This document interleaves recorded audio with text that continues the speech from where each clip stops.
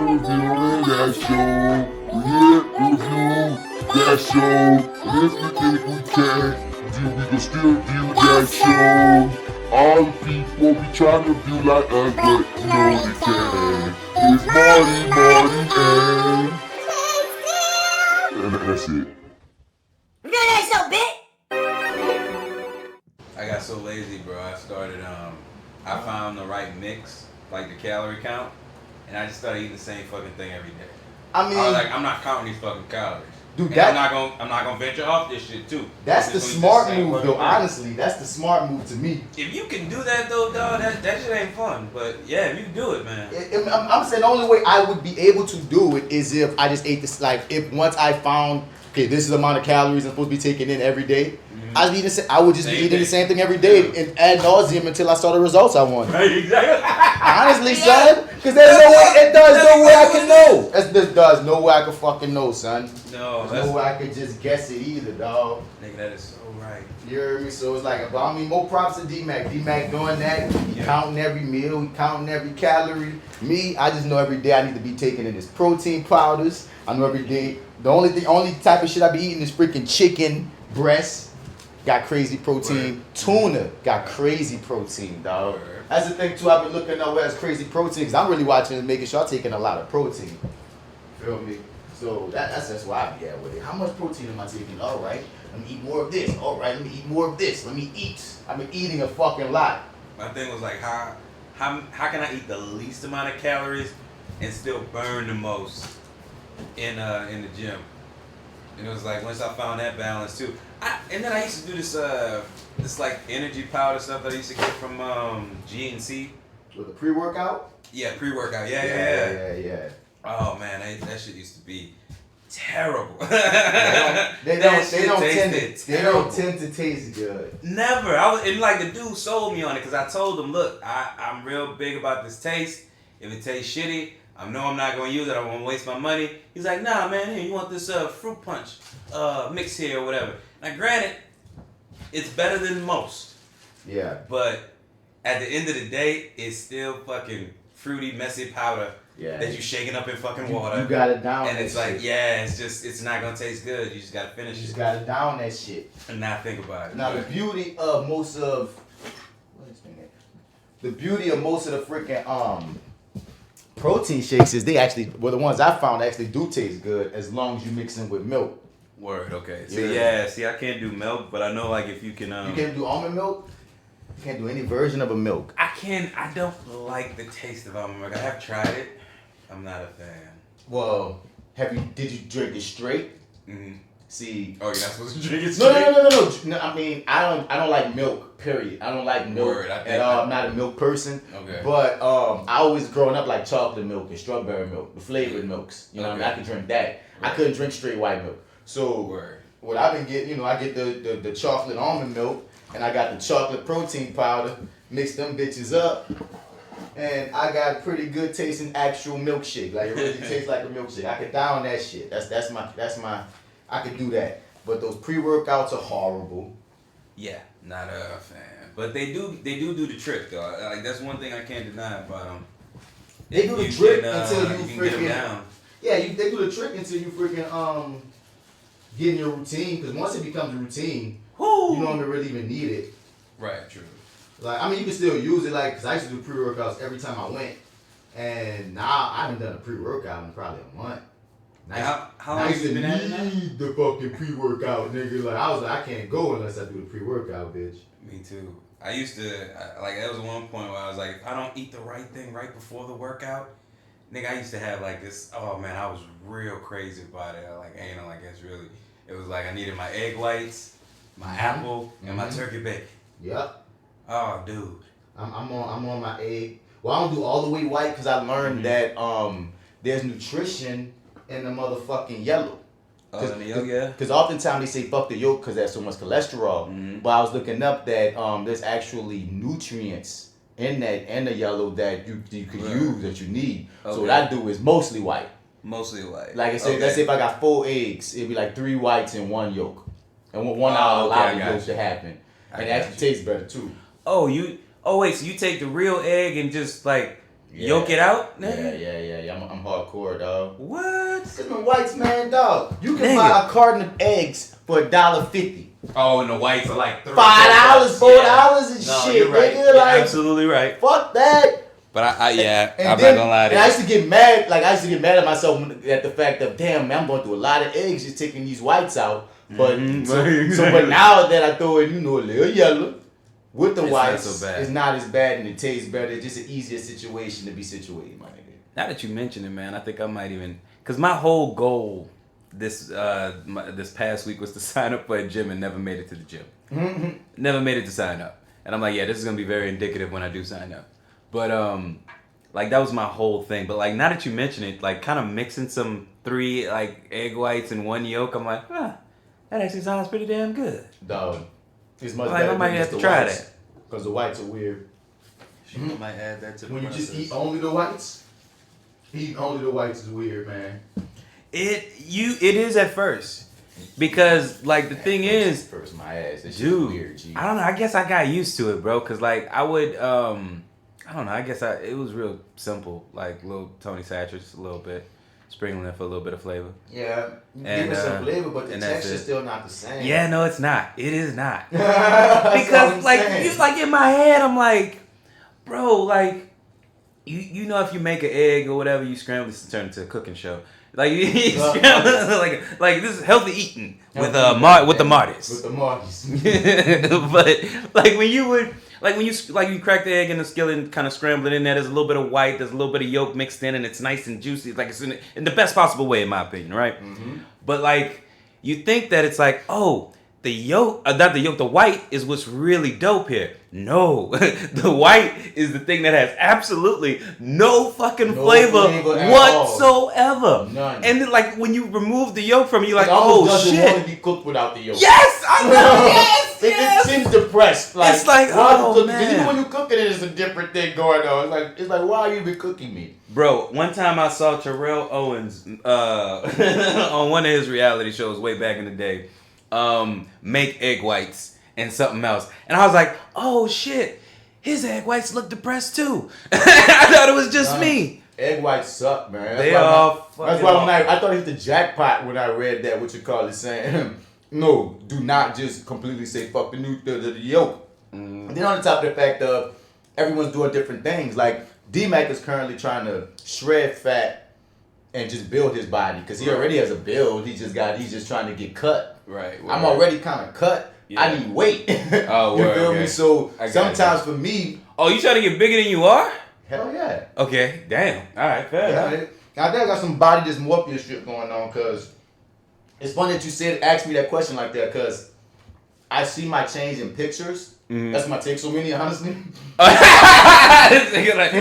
Anybody that's following me, they'll be like, damn, Vance be posting a lot of pictures. Part of it is vanity, but part of it is the fact that I really cannot see. Like if I look in the mirror, I don't see my results with my own eye. I don't. Like it's weird. I know exactly. I know what you mean. Like my ladies make fun of me. You have the Stan syndrome. You ever watch the Stan syndrome? I think is it Stan? Yeah. You ever watch what's that show that's not Family Guy but it's like Family Guy? American Dad. You ever watch that? Sometimes that's okay. Off of Joe's shit though, so I'm not as versed like him. So she used to make fun. This is the reference she used to make though. She used to always say you have the Stan syndrome because there's an episode where Stan felt like somebody called Stan fat. So Stan started losing weight. But to himself, he couldn't see he was losing weight. He kept like, I gotta lose more pounds, But then we really see that this nigga's a fucking skeleton. And he can't see that he's lost the weight. And it's like, and that was me. Yeah, no, I get you. I know exactly what that is. It's like, you can't see it, but it is there. Right. But like, cause for me, my clothes were the thing that showed me like, no, you lost weight, brother. I mean, like shit is, you could fucking house a family in the jeans you had before. You know what I'm saying? So it's like, that always told me. Yeah. But I was kind of like, oh man, these 33s is fitting just a little too tight. Gotta go lose a little weight. And it's just like, I don't know, it's like you can't see it, you can't feel it. I feel like it's gonna be when I gain like something really significant for me to be like, all right, I can't help but see it. Because, you know, people, when they see me, they're like, son, you looking buff. Or this and that. I'll be like, appreciate it. And I look in the mirror, and I'm like, I still feel small. I'm like, nah, nigga, you know what I mean? And J.C. stay telling me, like, bro, you got some body dysmorphia shit going on. Straight. You're not small like you were before. Like, it's you got bigger. Thing, I don't see it. Like, it's a psychological thing, but it's real. If I take a picture and look back, I'm like, oh, who the hell is him? Yeah, I see him, gay. Yeah, nigga. Right, no, I'm with you. Be happy you don't follow me on social media, nigga. the women followers are loving it. I get messages, they be like, do your thing. But none of my niggas that hit me up and be like, saying nothing, but I can tell niggas be like, everybody thinking CJ maxed out. Everybody's thinking like, that shit. Not even I don't know if they thinking CJ maxed out. I know niggas probably like, damn, Bats, another shirtless pic? Yes, nigga. Yes, my shirt is off again, nigga, because I've been working. But I got these bad bitches I'm also posting for y'all niggas. I always put up like some modeling chicks throughout my snaps and shit too. It's balance. Gotta give it up. Yeah, you know, there's a little bit of balance. I got some eye candy for I gotta have for everybody. But like for my personal self, fuck any of y'all, honestly, for my personal self, it's like and it's also like keeping myself honest, because I'm like, word. If I post a picture looking all stacked and shit, I gotta go to the gym. Otherwise, I'm lying. You know what I'm saying? Like, word. Let's say I put up a picture, like, look at my Instagram right now, son. Like, let's say I put up a picture and like one of these pictures I didn't put up. Now my shit ain't working. But let's say I put one of these pictures, son, and then like I decide not to go to the gym no more. If they, okay. You know what I mean? Or like just say, oh, I've arrived and never go I'm good. back. I don't need to go back. You feel me? Yeah. If I don't look anything close to or better than what's been being shown, nigga gonna be like, man, what the fuck, nigga, you a fake. That nigga was lying. He ain't going to the gym. He ain't really taking protein shakes. That nigga Photoshop. This nigga was lying. You know what I'm saying? Man, fuck the Look kids. at the type of shit's all about shit now. Oh, this nigga's for real. Oh yeah, I ain't playing this game.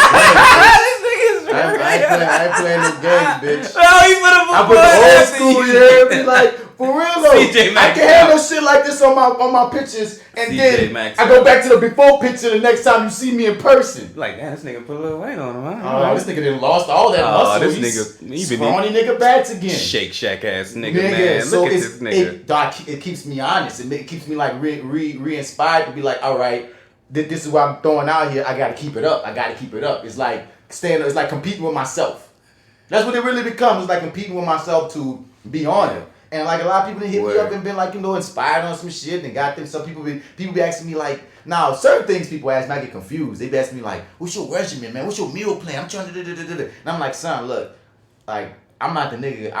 I'm not trainer ready yet. You know what I'm saying? And I know what you mean. Like, cause when you lose, like when you have a transformation like that, everybody wants to know what your secret is. Like, clearly, you know that you've unlocked it. Yeah. But it's like you've unlocked it for yourself. Yeah. It's like everybody, each individual is different. And I didn't even realize I unlocked anything because really, like, one, I haven't gotten to, like, when you working out, when you whatever, if you get in shape, there's an ideal in your brain where you want to go to. Right. And that's probably why I can't see my gains with my naked eye, because in my mind, I'm like, this is where I want to get to. Especially when you go to the gym. They be having niggas in that bitch, they make you feel like shit. Well, what the fuck? Am I really doing it right? Bro.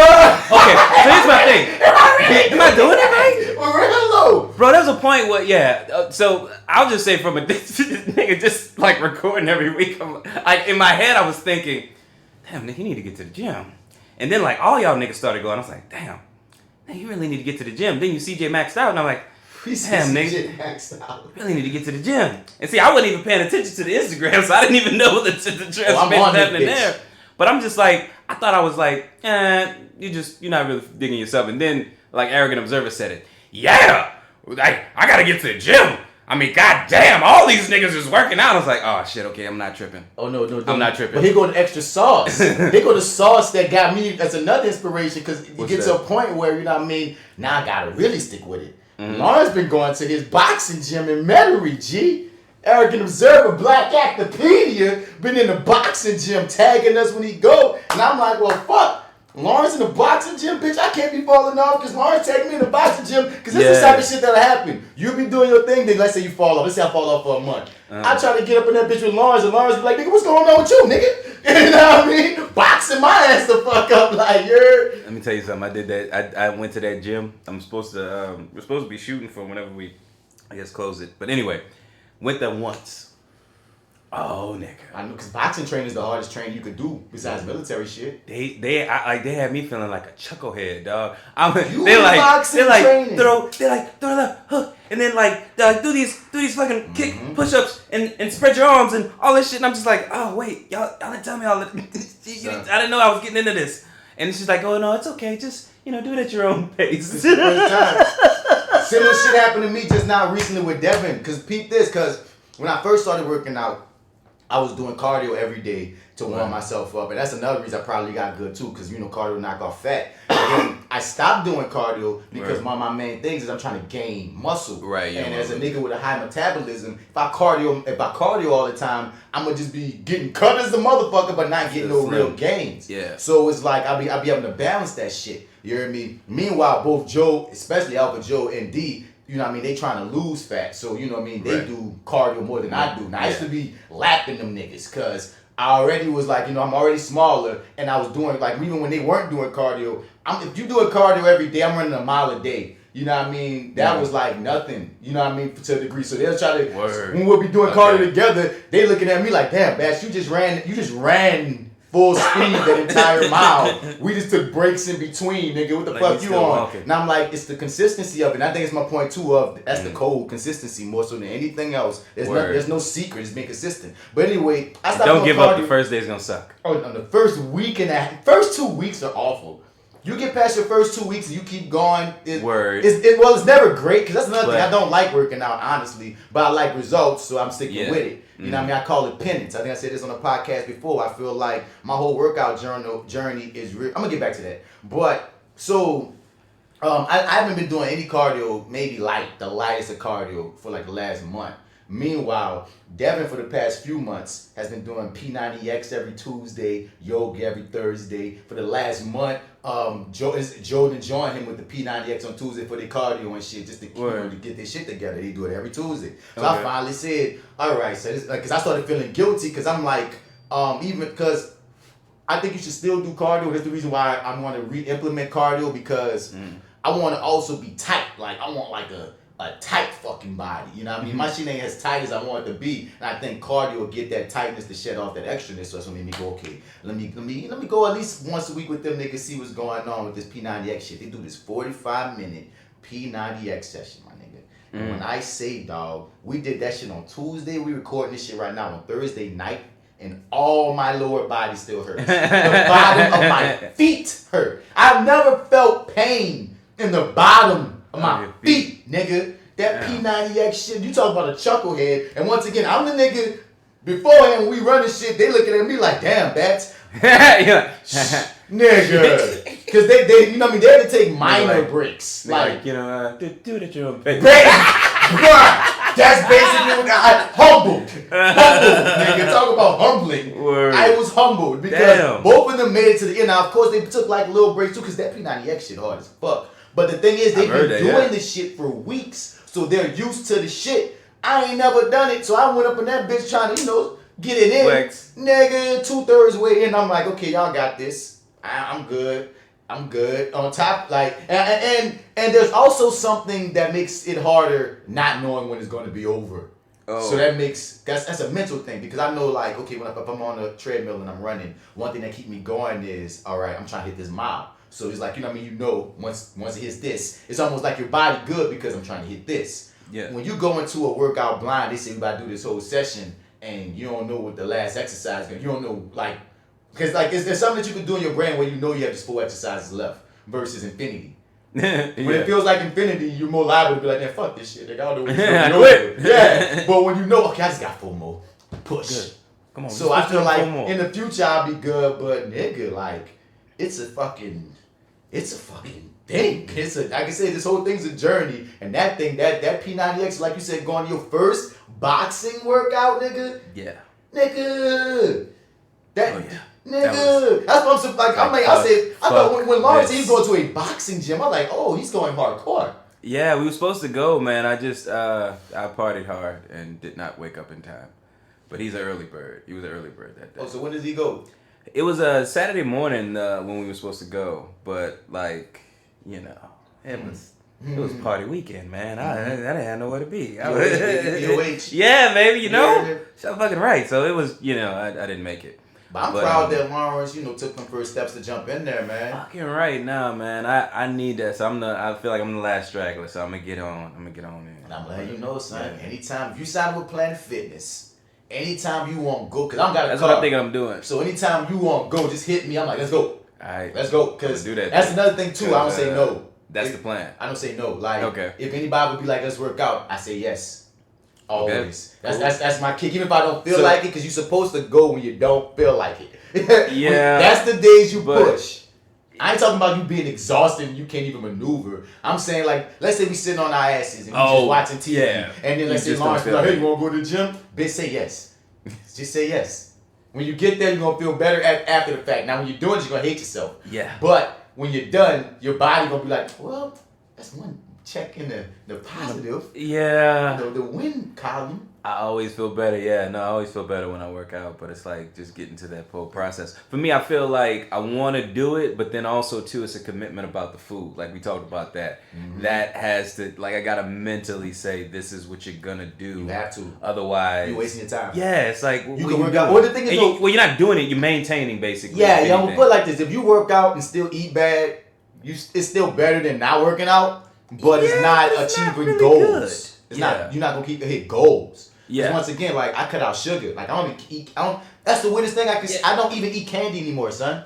So like you still with the no sugar, like at all? Not at all. Now, like gotcha. I'll take in certain things that have sugar in it. You know what I'm saying? But it's not like before. I was eating like a lot of candy, a lot of pastries, a lot of cakes, a lot of Pop-Tarts daily, my nigga. Every fucking day, I'll wake up in the middle of the night and I'll eat munchies, nigga. Like I had a true sugar addiction. Jay will tell you, son. Like she'll look at it, I'm in the bed, I'm eating gummy bears. I have them under my pillow, son. It was bad. Like it's just telling that I was never fat, right? You know what I'm saying? But my nigga, and as I come like my stomach will go back and forth. Cause it's so fun. I have a fluctuating stomach, dog. Like I always had natural abs, but like you saw in the before picture, that's when I had my worst, and that was really like that was like a year ago. That's really an older picture than it seemed. But I remember that was one of the times when I was like, Bass, you gotta get it together. But just with the sugar shit, man, I was just like, bruh, you just gotta cut it. And I haven't eaten, like, I had a couple of Tootsie Rolls the other day, and that was the first candy I've had since like April, nigga. And for a nigga that's all I would eat, that was major. And that makes a difference when you cut out processed sugar, son. Just feel so bad for you. You wasted your one candy opportunity on Tootsie Rolls. I mean, so I had other things like certain shit. Like, okay, if I go to a birthday party, I'm gonna eat the fucking cake. Like, word, I'm sorry. I'm gonna eat the fucking cake. No matter what day it's on, no matter if it's your cheat day or not, you eating some of that fucking cake. But that's the thing. I didn't even have a cheat day for the longest. Oh, okay. Oh, you just went straight through with no cheat day? Just ate this. Oh, you stuck. Oh, stuck to just chicken breasts, and broccoli and brown rice and water and green tea, unsweetened green tea. Now I got a taste for this shit. It's weird. Well, see, I know, right, man. Once you go back to do it bad, man, it's like what was that sweet? What was that green tea again? What was that taste like? It probably tastes like ass water. Now, you know, I probably could even drink one of those stupid ass what they call them stupid ass drinks. The white people love it. I mean, not even just white people, because I know black people that love it too. Some artsy fartsy black people. Them LaCroix. Oh, them things are awful. I probably could drink them now. I never could before. But it's like I just went because then I read later on that you're supposed to have a cheat day because your body does this thing where when you do a cheat, like if you've got it in the regimen of like eating right. The cheat day shocks it in a way that it challenges itself. So then when you work out again afterwards, you're going to get more out of it. I read that shit and was like, oh, okay, so I'm supposed to be cheating. I still don't go hardcore because I know how I am. But I remember when I first found that out, I had like, maybe month number 3, I had like some donuts with Jay. And I was like, damn. Because I used to eat donuts every morning. Yeah. That was my first time eating donuts in forever. And I was like, donuts, bitch. That's the thing. It's really like, it's like an alcoholic. Like alcoholics, they still like liquor. They just can't fuck with it. Yeah. That's how I am with sugar, dog. It's not that nigga. Whenever I go into a gas station and I see the candy there, I want to buy it. Whenever I go past a bakery, I want to go inside. I'm the nigga that buy a whole king cake and eat it. Or I would buy myself birthday cakes or like a white cake and just eat that bitch. Nigga, like, y'all, I need you to understand my addiction, dog. Okay, it's like word. No, I'm getting a better picture now. I was like full blown, son. But like, I felt like it was a discipline. And like I said, one of the main reasons, that's why I was about to speak on earlier, was I call the whole workout thing as to keep me pushing, like penance. Like, I mean, something to shake in my life, universe wise. So if I feel like if you sacrifice energy comes back. And you know what I'm saying? Like, we gonna always go through trials and tribulations in life. So I ain't meaning like some fucked up shit happened in my life. That's my sacrifice. No, I feel like you should have an intentional sacrifice. And with an intentional sacrifice, something's gonna come back. So I'm breaking up and killing my body in this gym, trying to stay disciplined to that. Hopefully that energy is gonna produce results in my body, of course, but also bring me something back for putting in my penance. And that's just the like thought process I try to have when the shit get really fucked up. Like, nah, nigga, man, what you doing this for? Cause even just from a natural aesthetic thing, like I also compete with a lot of niggas that's fit. I've also lost out on roles to a lot of fit niggas. You feel me? So it's like, I gotta understand my type of, okay, if y'all gonna keep on bringing me on auditions for either the main villain, who would be better if he was more imposing, or this attractive guy that the girl likes, who if the nigga got a six-pack, it'll probably help him out more. You know what I'm saying? If I'm gonna keep auditioning, I'm auditioning against these niggas who all have these six-packs and these six-packs and these frames and these beautiful physiques. Nigga, I gotta fight. Yeah. I gotta fight. So I'm fighting, son. So again, when you sign up, if you go with Planet Fitness, let me know, son. That is the plan. So I will keep you there. I was thinking, like it's just not the same motivation. I had a very clear motivation to lose the weight the first time. What was it? I don't know if I want to say it. I'm like, fuck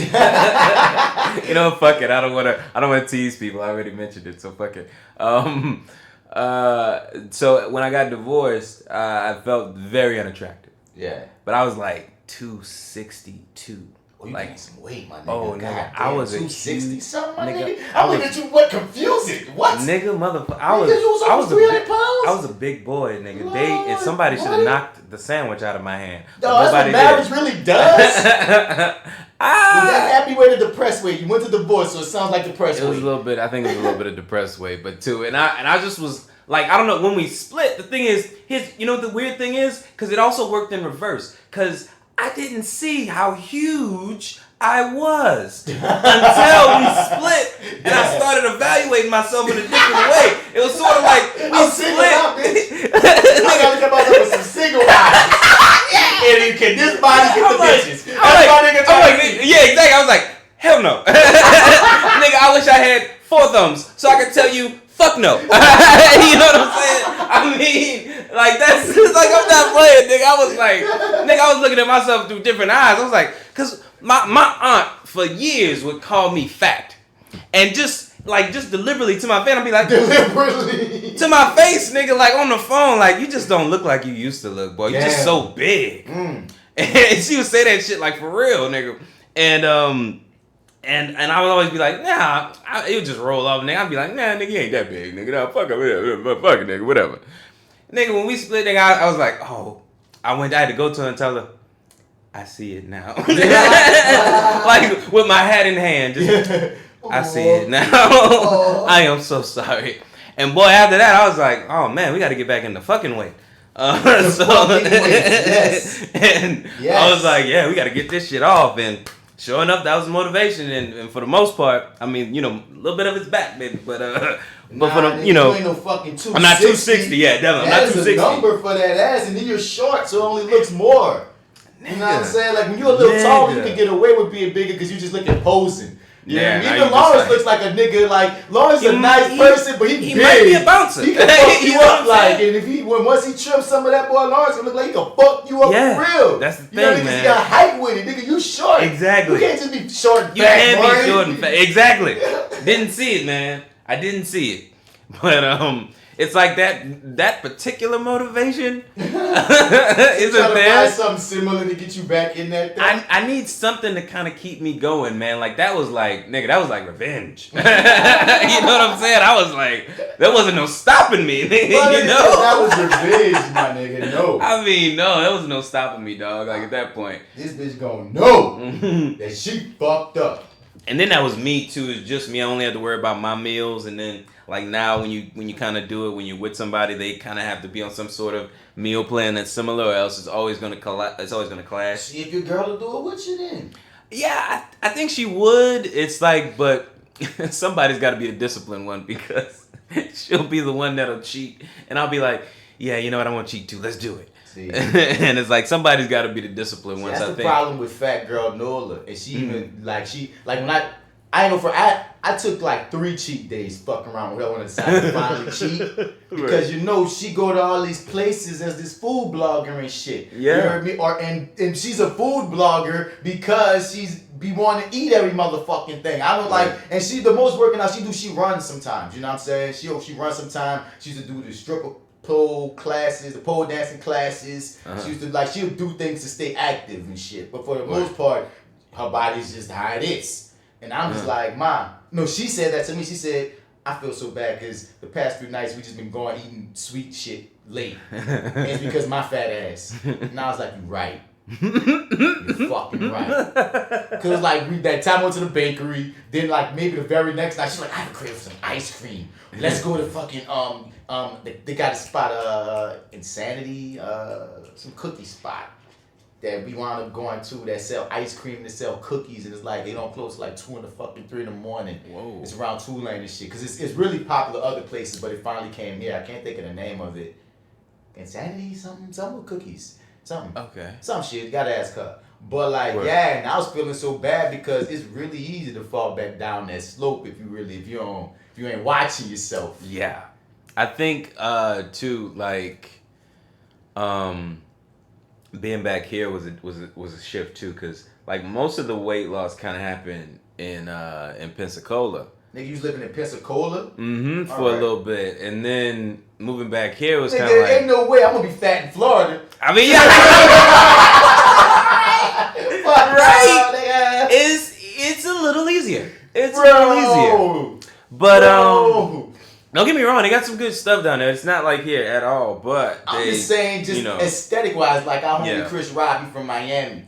And Chris, he been working out since before all of us. Like, for real, for a minute. I mean, like, when everybody was on Snapchat, if you go to Chris' Snapchat, you're going to see him naked all the fucking time.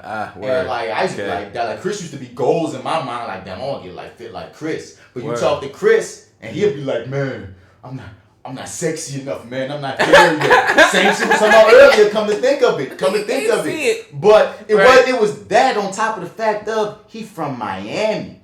So he go home. That's a different and comparison. These niggas and these women are stacked. Bang, bang, bang, bang, bang, bang, bang. All of them. That's what I'm saying. So when you tell me you was in Florida, my mind goes to, now I'm just on some food shit. I'm saying on some, my nigga, once you're single again and you're trying to compete in Florida, bitch, you better start crunching and running. You want to start, doing a couple crunches when you wake up, Son. Wouldn't hurt to get a trainer. Hey, just whatever you can do. Whatever you can do. They got some beautiful bodies out there, man. Yeah. Crazy people with some beautiful bodies. Oh, nothing but nutcases. But yeah. Yeah, that happened. But But yeah, I think I've got to be the disciplined one. Like I said, I just got to get it in my head that the diet is going to change. The things that you love to eat will have to stop. You just got to find alternatives. Like for instance, I love sweets. So my alternatives have been like fruits, because fruit is sweet. You know what I'm saying? Word. But sometimes I want some pastry. Nigga, I got sugar-free strawberry jelly. So if I want to make like a peanut butter and jelly sandwich, sugar-free jelly. I love waffles and shit, you heard me? Sugar-free syrup. You gotta start investing in the sugar-free, and you gotta start like doing other things instead. They got these rice, they got these like rice cakes I be eating sometimes. Ain't no sugar, but it's just sweet enough for if you ever crave it, eat that fucking shit. You heard me? Yeah, I used to do the rice cakes that too. Helps. Those are real good. You gotta put it like because they're good chip substitutes. And not only that, they got the veggie chip joints you can fuck with. Are those really made out of vegetables? Because I've read those and they're never made out of vegetables. Well, you gotta go to the Whole Foods stores to get the real good ones. But I'm saying like a good chip substitute be those veggie chips because they're not made with the same shit as normal chips. Because just sometimes you want something salty. You know, because that's how my snacks are good. With my skinny fat ass, I'm like, especially after we smoke, I'm like, okay, I need something. I need some fruity. I need some chocolatey. I need a pastry. And I need some salty. That's my munchie groups right there. Salty, pastry, chocolate, fruity. And I need something to go in all those spots. So it's the same difference. So if I'm gonna have alternatives, I need alternatives. Like instead of chocolate, I eat a lot of peanuts and a lot of peanut butter because that has a lot of protein and less sugar than me eating a fucking chocolate bar. You know what I mean? So it's just like for yourself, figure out what you really like and how you can live without it. But have something in its place. You have to put something in its place or you're gonna be miserable. Yeah, I'm telling you. How do you replace a hamburger? Hamburger ain't bad for me because I'm putting on.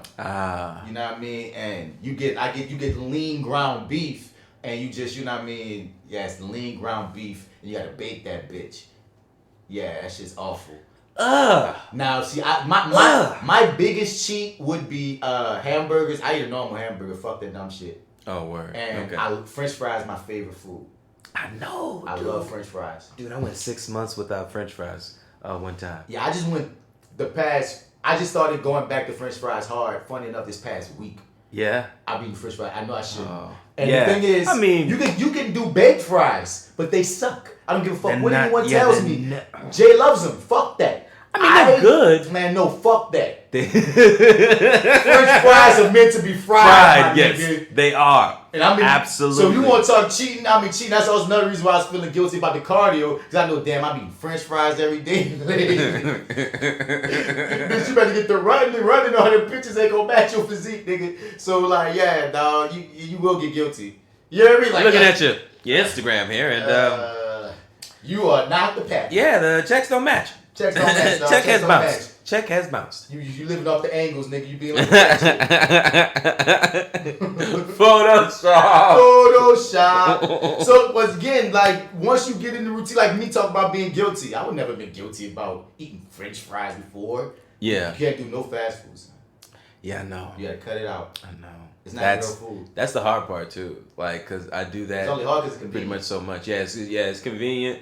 And it's the most convenient, like, well, no, there are other convenient ways of doing lunch. You just gotta, like, you just gotta stop being lazy, Marty, man. You gotta stop being lazy. Turkey sandwiches are a friend, dog. Turkey. I love me some turkey sandwiches. That's the thing. Yeah, see, I could do that. Fuck white bread. I do I like to do the, what I used to do is make like 3 or 4 chicken breasts at one time. Yeah. Chop them up, put them in the refrigerator in Ziploc bags, and then just kind of come up with salads, and then just... Yeah, I told you recently on the podcast I just got on salad. Yeah. Salad's your friend. Salad's my friend. I love salad. I now love salad. I never had an affinity. I never had an affinity for it. What was his name? 21 Savage. He's like, I just got introduced to vegetables. Yeah, that's how I feel about salad. I always ate veggies, but like because people order salads, I'm like, whatever, give me my meal. I don't want this salad. You dig? But salad, you know, I fuck with the salad. But I'm saying you just gotta sacrifice, switch out. Yeah. You know what I mean? And know what your goal is and know what you're going for. Because some people, like, I still eat bread. Bread technically has sugar in it. Has sugar in it. There's sugar-free bread. Huh? Nigga. They sell it. Where? Walmart.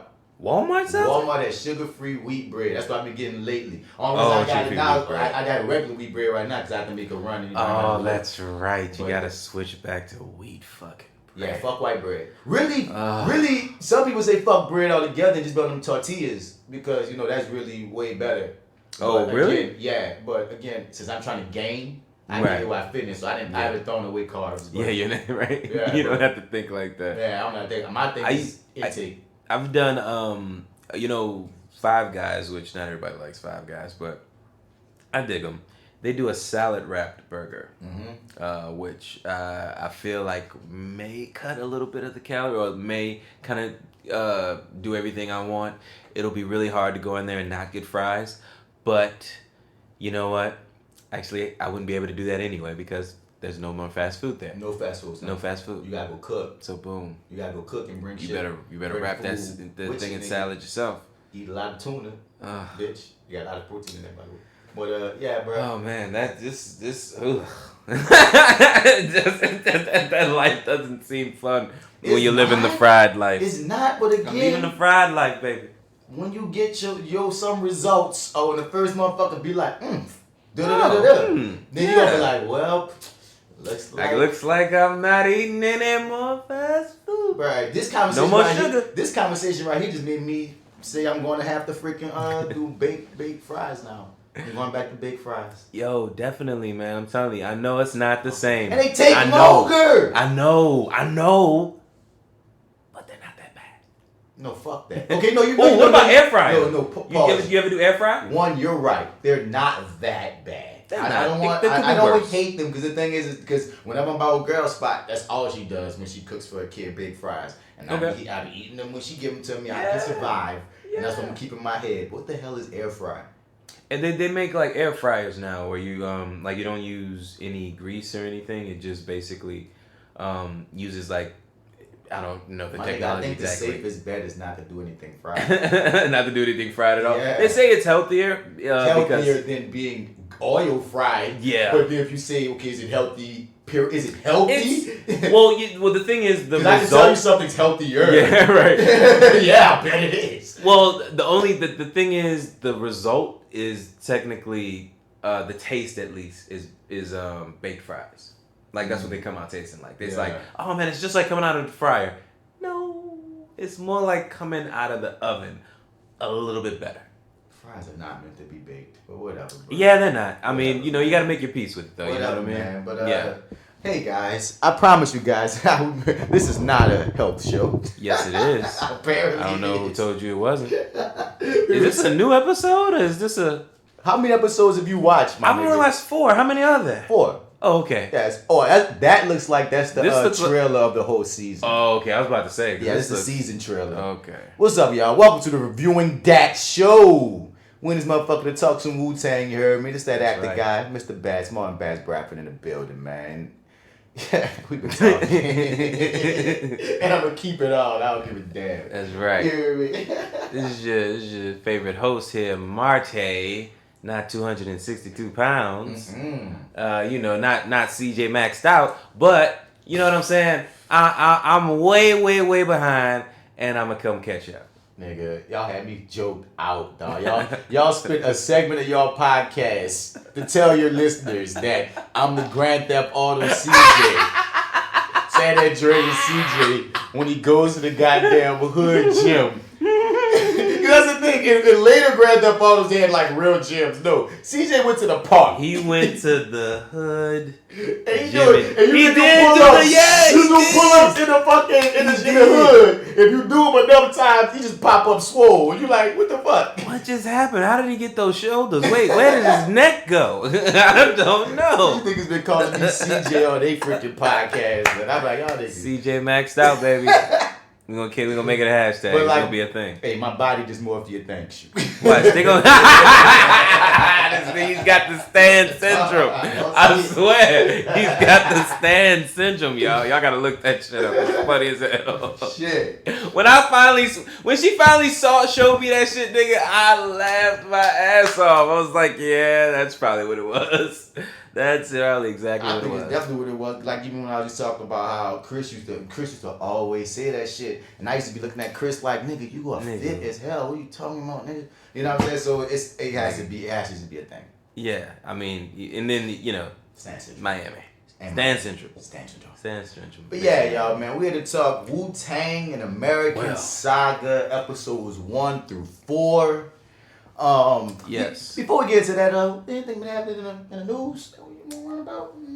Joker's been getting all kind of freaking amazing reviews. And I will hold my breath until I see the thing. I can't get excited or anything about it right now because, I still have my reservations. See, that's my whole thing about it because people have been talking, like some of the talk about this movie. Some people already boycotting it off the trailer, my nigga, because... Why? Now, it's one of those things where I understand your reasoning, but I can't agree. All right? Okay, yeah. What's going on? They feel like, off the trailer, they feel like the movie will be basically feeding the incel crowd because it's about a mentally disturbed white boy that goes on a killing spree because he got fucked with. And they say in today's climate, it might be a bit tone deaf to release a film like this because of that whole kick with it.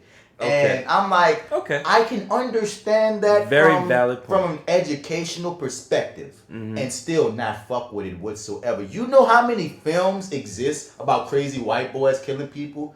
Damn near all your horror movies is about crazy white boys killing people. And I know you're going to say, well, they're not put in the sympathetic light the way apparently Joker might be getting put in a sympathetic light. But I'm like, nigga, whenever y'all talk about Freddy Krueger and Jason and Michael Myers, y'all don't be rooting for the motherfucking women and the men. Right. Y'all be bucked up to see Jason and Michael Myers kill people. You feel me? If we go to Fight Club, if we go to Taxi Driver, there's like so many movies in the dichotomy, in the zeitgeist of film that's about crazy white boys. I'm like, my nigga, if you want to go that way, we can't watch Bad Boys 3 because that's about black police officers and police officers kill people. You know how many black boys been dead in the street because of police officers? We can't watch a police officer being in a sympathetic light movie because they kill people. I'm like, that's a very slippery slope. Like, I can understand what you're saying and still feel like, dude, it's a movie about the Joker. I think. What else do you expect it to be? As much as y'all suck the Heath Ledger dick. Word. All of a sudden, you're anti the Joker. I feel like they have such a valid point that I cannot dismiss it, right? And I feel like, you know what? In today or whenever, that is your right. You know what I'm saying? Do that. Have your feeling. Don't spend your money on this movie. But see me, that's cool. That means there's gonna be an extra seat next to me, and I ain't gotta worry about a buffer seat. And the thing is, so you know what I'm saying? You know what we always promote. Do what you need to do. What we always promote on this feed is, I'm not gonna yuck your yum. I feel like if you have feelings. Your feelings are always valid because I can't tell you not to be offended. I can't tell you not to have feelings. But what I can tell you is, one, don't try to persuade others to get on your bandwagon because that's what some people are doing. They hopping on Facebook and being like, don't go see it. Bitch. No. And this goes to my point number 2. All you've seen is a trailer. If you go see the movie and it strikes you in all those negative ways, then you talk all the shit you want to talk. But y'all motherfuckers are getting y'all whole boxes in a bunch off a trailer, my nigga. Go see the movie. I'm getting tired of motherfuckers judging things and they ain't even seen the thing that they judging. Go see the movie or don't see the movie, but don't only tell others not to see the movie if you've seen the movie. Otherwise, you don't know what you're telling people not to see. That's all I'm saying. Like, damn. I can agree with that. I think, it's this is a character that's been out there. He's been problematic. This isn't anything new, but this is, this is a different climate to an extent. The Joker's been problematic since forever. Always. But he shot a baby. What? He shot a baby. This nigga's dumb. If you really get into the maniacal, crazy history of the Joker in comic books, dog, he's done some of the most heinous things that you can imagine. Mm-hmm. And I'm like, the fact that he got a movie in the first place, if y'all have been boycotting it as soon as it was announced, I'd have been feeling you. Because I'd have been like, well, y'all been on that. Yeah. But all of a sudden, when the newest, not even the first trailer, when the newest trailer come out, now all of a sudden this is uncomfortable. Nigga, it's the Joker. He been uncomfortable. We done watched all kind of crazy shit, and all of a sudden, this is the one that you gonna be the heel? Yeah. Okay, that means every psycho white boy movie in the future. Y'all gotta have the same energy. Meet me in the streets with the same energy. All right. Yeah, let's do it. I'll make the signs. Let's do it. We about to go protest something. I'm saying, dog, because to me, I think this one's even more. I have a bias, I will admit it, but I think this one's even more sillier to me because this is based off a comic character. Because I would feel even more if it was fictional. Like, it's not even just fictional. It's our mythology. Right, like American mythology is comic books and lore and media and all our movies and shit. This is our American mythology. So that's one of these characters that like it's ingrained in our shit, like Robin Hood and Peter Pan and you know what I mean, King Arthur and shit. You feel me? So if they was creating a whole new thing and it was really about some incel nigga as the main protagonist and he was a hero nigga, I got you. But you're really talking about a comic character that's been established forever and all. Like, it's just I have a dissonance when you come like that about comic books. You know what? Yeah, I agree with you. But my issue is that in these situations, they don't have a lot of balls. Like, you make enough noise, now we cutting scenes because, you know, this depicted this in this way. Or we thought that this might piss this person off or whatever. We might lose this dollar here and there. So, all right, we got to pull it back a little bit. I don't want that to happen to my art. I don't either. And it's like, all you got to do is make a little bit of noise and some shit like that'll happen. Like, you make enough noise about this, then you'll have to make they'll have to make a statement. Now they have to say, well, we had to cut some scenes where such and such and and this happened, but we still feel like the integrity of the movie is still there. And it's, get the fuck out of here. I'm sorry. Like, it's all because somebody's kicking up dust. Hopefully, I don't know. I could be wrong. You know what I'm saying? I mean, I hope I am. I don't think it's gonna get to that degree with this movie. I hope not. You feel me? But then again, I'm not really close to this. I haven't like read anything or heard too much about it. It's like I will give fiction so much more leniency than like, okay, even if we talking stand up, which a lot of times ain't all the way true. I understand why you are more offended by stand-up than I can understand you're offended by a movie that's fiction. Because for whatever reason, I'm like, they just told that story. You could decide not to go listen to that story.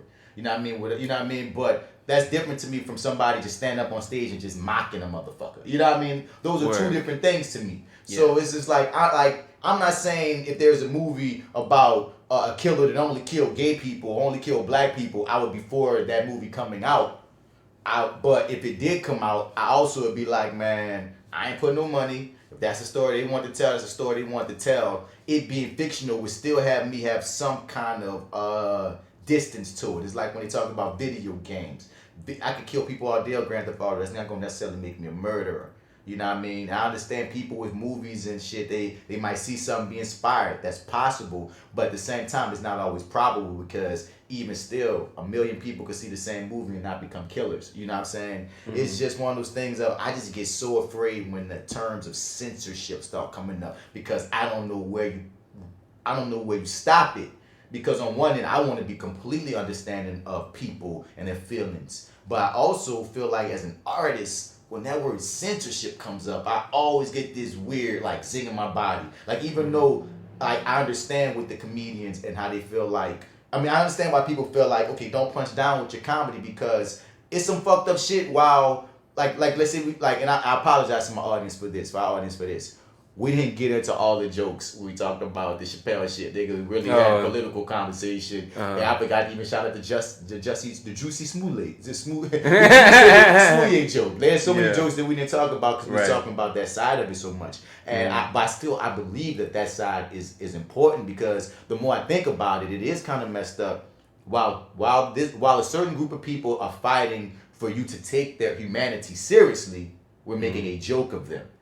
You know what I mean? That's like throwing freaking baby oil on the floor while they walking. It's like, you know what I mean? As straight men or as women or as gay people, even a gay white man, you know what I mean? There's a certain, you got your footing about you. People going to take you seriously to a degree. Mm-hmm. As a society, we still don't take the trans community, for instance, seriously. So I understand why they like, it's not just jokes for us because y'all already see us as a fucking joke. Right. You know what I mean? So I can understand that when it comes to if you're feeling attacked or whatnot. Mm-hmm. But at the same time, I also do understand the comedians when they're speaking on, my nigga, like, but our whole craft is about not being politically correct. Right. That's the craft. Yeah. That's part of the actual craft of it. Mm-hmm. So when they have to fight back of, dog, why you mess it, comedy is getting fucked up because people are getting too sensitive. Yeah. And I don't want, and again, I still have the same mind of I don't like when you say too sensitive because that sounds like the racist people, but at the same time, I do understand not wanting to be censored because once we start censoring, then there's elements that we start losing in our society. So it's just a funny little thing to navigate right now in today's time with all of it. Agree. With all of it, son. it just gets frustrating, dog. So it's like, bottom line, we seen the Joker movie. Homie Mike 5 asked if he could be a guest on the show. And it tripped me out because we talking WuTang today, right? And growing up, you was a WuTang fan? Not growing up, no. I was a Method Man fan, but I didn't know who to really. I heard of the WuTang, but no, I wasn't a fan of them. No. I was not a WuTang fan growing up, but Mike was. Did. Oh, really? Mike 5 was the only nigga I knew that was a WuTang fan when we was growing up. I mean, since we were like 11, 12 years old. What? He was a WuTang fan. We used to kind of fuck with him because the thing is, like, when I got it, like we both was hip hop heads, and you know what I mean. I'm a Jay-Z fan. I'm a Nas fan growing up. You know what I'm saying? Like, you know what I mean? At first, I didn't really like Southern rap, like talking about it. I like New Orleans because we're from New Orleans. So, of course, Hot Boys No Limit, of course. But a lot of other Southern rap, I wasn't even into for years. I was in a lot of East Coast rap, and then I started to feel like, then I discovered Outkast and my nigga T.I. and all my niggas I love from the South. But for the longest, I was like... Oh, you mean like you... Oh, not even them? I'm in the hits. Okay. You know what I mean? But not the albums. Okay. You know what I mean? I fuck with the hits, but not the albums. But I mean like middle school. By the time I'm in high school, I'm on everybody. Like I was ahead for it. But like Wu-Tang never came into my shit. Like, you know what I mean? Like I like Method Man, but that's because he was one of the most popular people from them. Yeah. Oddly enough, I like Ghostface because he was so something about the way he spit.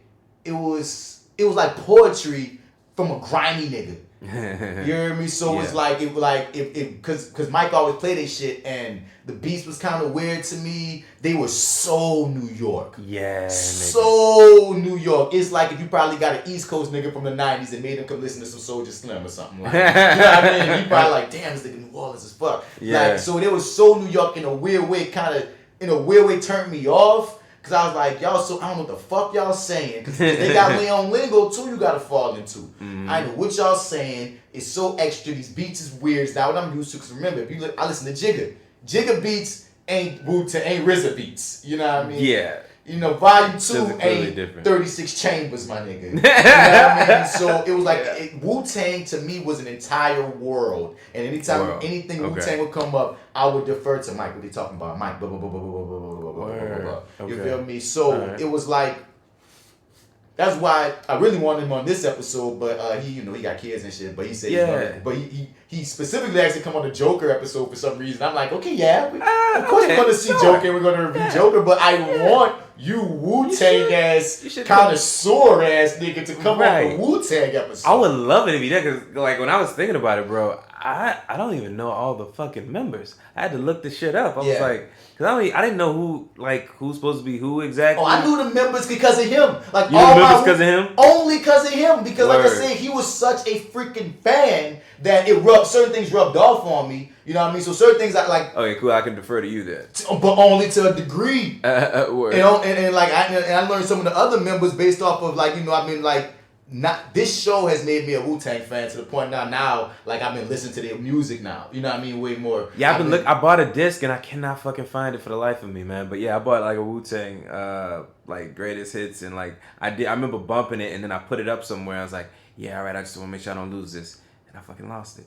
But I need to, now that I'm with the Apple Music and stuff now too, you make me, now I kind of want to go back and listen to it. And I'm just so pissed that they only gave us one episode this week. I don't know why I thought I was getting 3. I thought I was getting 3 too. It's because we used to that Young Justice shit. Is that what it is? Because Young Justice used to drop why give us 3 in the beginning? Just to hook you, motherfucker. Oh, fuck them. To hook you, nigga. They didn't even need to do that. Like, that wasn't even necessary, man. It's like, you know what I'm saying? I like to know what I'm getting into in the beginning, man. I feel like this chick done changed her head, like in the middle of the date. Don't be pulling off your wig. I was hurt. What's going on here? I saw that one. I was hurt, bruh. I was so mad, nigga. I was literally furious. I clicked on the shit, and I'm just like, cause I'm looking at it. I'm like, I finished maybe Tuesday. I finished or maybe Monday. I know I just kept texting your ass. Yeah. I'm like, yo. I say, yeah, you're like, you watch Wu? You watch Wu? And I'm like, watch it. Is he talking about Wu Assassins? Or is he... I'm like, I don't know. Is he talking? No, he talking about WuTang. He talking about WuTang. Okay, yes. cool. He talking about WuTang. So I click on that mug and I finish it and I'm like, okay, cool. Well, shit, when's the next episode's coming out? And then I look and I'm like, okay, they came out on the 4th, so that was Wednesday. Cool. So to me, Wednesday we gonna get some more episodes. Mm-hmm. Cool. So I'm like, Wednesday morning happens. I'm like, I gotta go to work, but I'm like, cool. But you know, when I woke up, oddly enough, first thing I did was click on Hulu, and the first thing that popped up was Wu, and they knew what I wanted. They knew. And I clicked on it to see how many episodes were there. I was like, yeah, let's see how many we got. One fucking episode. I'm like, you fucked the whole day up, man. I just got up. Son, I watched these episodes over and over again at this point because I keep on putting other people on it. You know what I'm saying? Because, like, one of my friends said it the best. He says, like, the Get Down meets The Wire. Because, dog, the trippiest thing about this show is how much of an the music is just a backdrop. Like, right, true. This really is a story about some hood niggas hustling. Yeah, like, my question really was, like, what is the authenticity of this? Like, how, like, is this like some of these folks made up characters? Is this like basically y'all life coming up? Like, did this stuff happen? Was old boy sleeping with your sister RZA? You know what I'm saying? From what I heard, to quote my nigga DC Paul, anybody, no one listening probably saw this special, but that's probably 85% true from what I'm guessing, because 85% true. Because the series is based off of like this autobiography, the WuTang manual that RZA wrote years ago. Word, okay. And so most of it is from true shit. But I was listening to some of the interviews, certain things had to be condensed. Like, for instance, RZA really got like 5 other siblings that they just couldn't incorporate onto the show. You know what I'm saying? Word. Just certain things like that, like when Shameik Moore was on the Breakfast Club with his awkward ass interview. I haven't watched it yet. Okay. I wanted to watch the show first. It was like it was awkward because like, he a confident little nigga. You could tell that he young. You could tell that he was maybe a bit nervous. So at times he came across a little arrogant. You know what I'm saying? Because it's a fine line you got to walk between being confident and, you know what I mean? Because at one point, like, Envy only saw the first episode and he was like, oh, so you saw me kill that shit, huh? You know I killed that shit. I'm like, nigga, the great don't look for the pats on the back. You know what I'm saying? Like, don't fish for the pats. Of course you appreciate the pat, but don't ask this nigga if you killed it. Like, that's not an actor thing. That's a rapper thing. You know what I mean? Rappers are the cocky ones. Actors are kind of more humble when it comes to craft talk. You know what I mean? So there were certain times that he kind of bordered on, Shameik, I wouldn't have said it like that. And I'm a fan of his work. I didn't know he was only 24 years old because little man's really good. Okay. He's really good. Yeah, he's fucking awesome. You know what I mean? You go from dope to Charlotte Fantastic to RZA. Like, my dude got skills. So it's like, you know what I mean? I cannot hate on the craft. But he ain't come out that interview looking the best. You know what I'm saying? But one thing that he was saying was when he was talking to Raekwon at times, Raekwon would be surprised at some of the changes. But the changes wouldn't be like necessarily fictional. It's like they'll condense certain situations on top of each other. Okay. Or not. So I don't have an example to give, but that's basically what he said. So if it was like, if this happened in like January and this other thing happened like that year later and this other thing happened, they might have been like, well, that story would be cool if it happened earlier instead of, you know what I mean? It'd be shit like that. They'll condense it or flip it around. But for the most part, it's sticking. True. A lot of it's true. Okay. A lot of it's true. Which brings me to my overarching thing, even still 44 episodes in, but this hit me first 5 minutes. Like, I tell everybody I didn't put on this show when I'm watching it, like, son, all you gotta do is watch like the first 5 to 8 minutes of this show, and once you see, you're gonna want to get the answer to the big question, which for me is, how in the fuck do Raekwon and Ghostface Killer become friends? Not just friends. If you listen to 36 Chambers, dog, you listen to that, dog, Ghostface is on so many songs that he almost gets credited. That's how much of friends that they become. D-Love is Ghostface? Oh, so you don't even know this. Okay. No. D-Lover is Ghostface Killer. Oh. Shy is Raekwon. Yeah, I knew he was Raekwon. So yeah, please I knew that. Tell me, my nigga. Because I could no. So okay. So when you watch the first episode, the first 5 minutes, when you a nigga like me that knows that this is supposed to be Raekwon, let me tell you. This is supposed to be Ghostface Killer. Okay. And then Raekwon shoots up Ghostface Killer's house, almost kills his brothers. You think his mama might be dead? He shoots up Ghostface Killer's house. And I'm looking like, wait. And I can almost go back to myself. I was like, wait, Dennis is Ghostface Killer. I know that. Shy. I know that Shameik Moore is playing Raekwon. I didn't know Raekwon was called Shy, but I knew going in that Shameik Moore was playing Raekwon. So I'm like, wait, these niggas just trying to kill each other? And throughout all 4 of these episodes, that particular beef never subsides. So I'm like, even Raheem's not even a rap nigga. And he don't know nothing about none of this shit. And I said, but he just knows who WuTang is. So I was like, Raheem, watch this. I was like, okay, that guy right there, that's Raekwon. He's from WuTang. Yeah. That guy right there, that's Ghostface Killer. He's from WuTang. They're all from WuTang. He's like, okay, cool. So when the shooting down happened, he's like, how are they both from WuTang? I was like, I know. Okay. So please give me their show. Let me take did not. I think I texted you this in some form of this. So I knew who Raekwon was the minute he came on. Mm-hmm. What I did not know was I was looking at Shameik Moore also, my nigga. You did text me. I was like, how the fuck you didn't know Shameik Moore? Nigga, I'm at the end of the episode. I'm like, nigga, wait, that's him there. He got you, nigga. Boom. I was like, nigga, because I'm like, nigga, you got the, that is, like, you was spot on, my nigga. I felt like he was pretty spot on to me. Mm-hmm. And I was like, I knew he got on a little fat suit under there, a little bit to give him some weight, to give his cheek, to give him some shit. But he's doing it. He's doing it. I'm like, it's like, it's not exact, but it's like, no, you got the vibe. You definitely got the vibe there, man. And then, now that you mentioned his Ghostface, I'm like, that kind of makes that makes a lot more sense. Everything should make sense, because damn, you didn't watch all 4 episodes. He been the nigga up there rapping. So you just thought he was some member of I don't know you didn't know who he was? Yeah, because I don't know Ghostface lyrics like that. Like when Method Man started rapping. Oh man, Dave East is killing it as Method Man. Right. I was like, I know these lyrics, so I know who he is. The lyrics, and voice. I knew who Raekwon. I knew his lyrics too. Yeah. So I was like, okay, that's kind of also too how I kind of figured. But anyway, I just couldn't place him. I don't know Ghostface's lyrics, so I know if I was a Ghostface fan, something would have rung a bell, because everybody else something rung a bell. I knew his name is Dennis.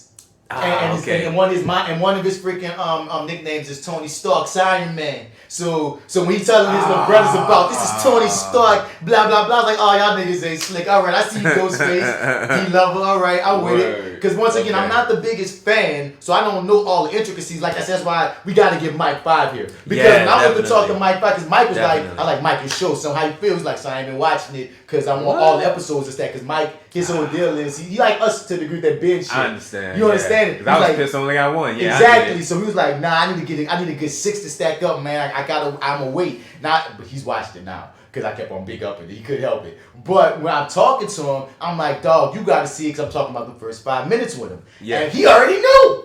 Oh, he knew already. He knew, because I was like, man, he knew that they had beef, and he knew because the thing is, again, Super Wu fan.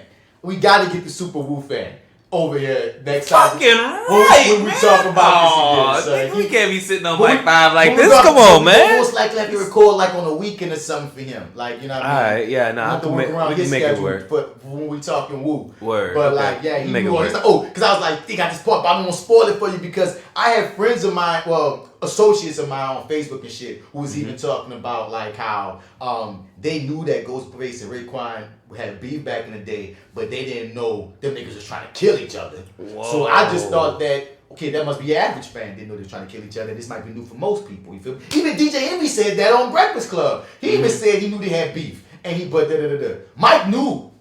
Mike said, because they were trying to kill each other, huh? I was like, damn, Mike, you a fucking fanboy. Yes, they was trying to fucking kill each other. So this boy ain't gonna be surprising for you, but like it fucked me enough to the point of like, we've been talking about this for probably 15 minutes. This is one part. No. But it's just, to me, it's one of the biggest mysteries as I watch this show. Like, these guys, dog, like, though, when you listen to Raekwon's album, dog, the classic Joint Chambers, dog, Ghostface is on a lot of songs. To the point where I'm like, oh, these niggas is like besties or something. You know? They must like working together. They must love each other. Yeah. Nigga. Damn, they might be getting They got married. certain niggas that match off. Like, I didn't know, like, RZA and GZA were cousins. So, like, now that makes sense because when you, because sometimes I would, like, catch them two, like, rapping a lot together. Because, you know, with WuTang, they would be this big group, but certain niggas would pair off and shit. Right. You know what I mean? So RZA and GZA, I used to hear them when Michael played. But now I know they family. Of course they'll pay off. You hear me? Okay. But yeah, Right. son, this whole deal now, and that's what it's for. You know what I mean? To make new fans. This whole deal has made me so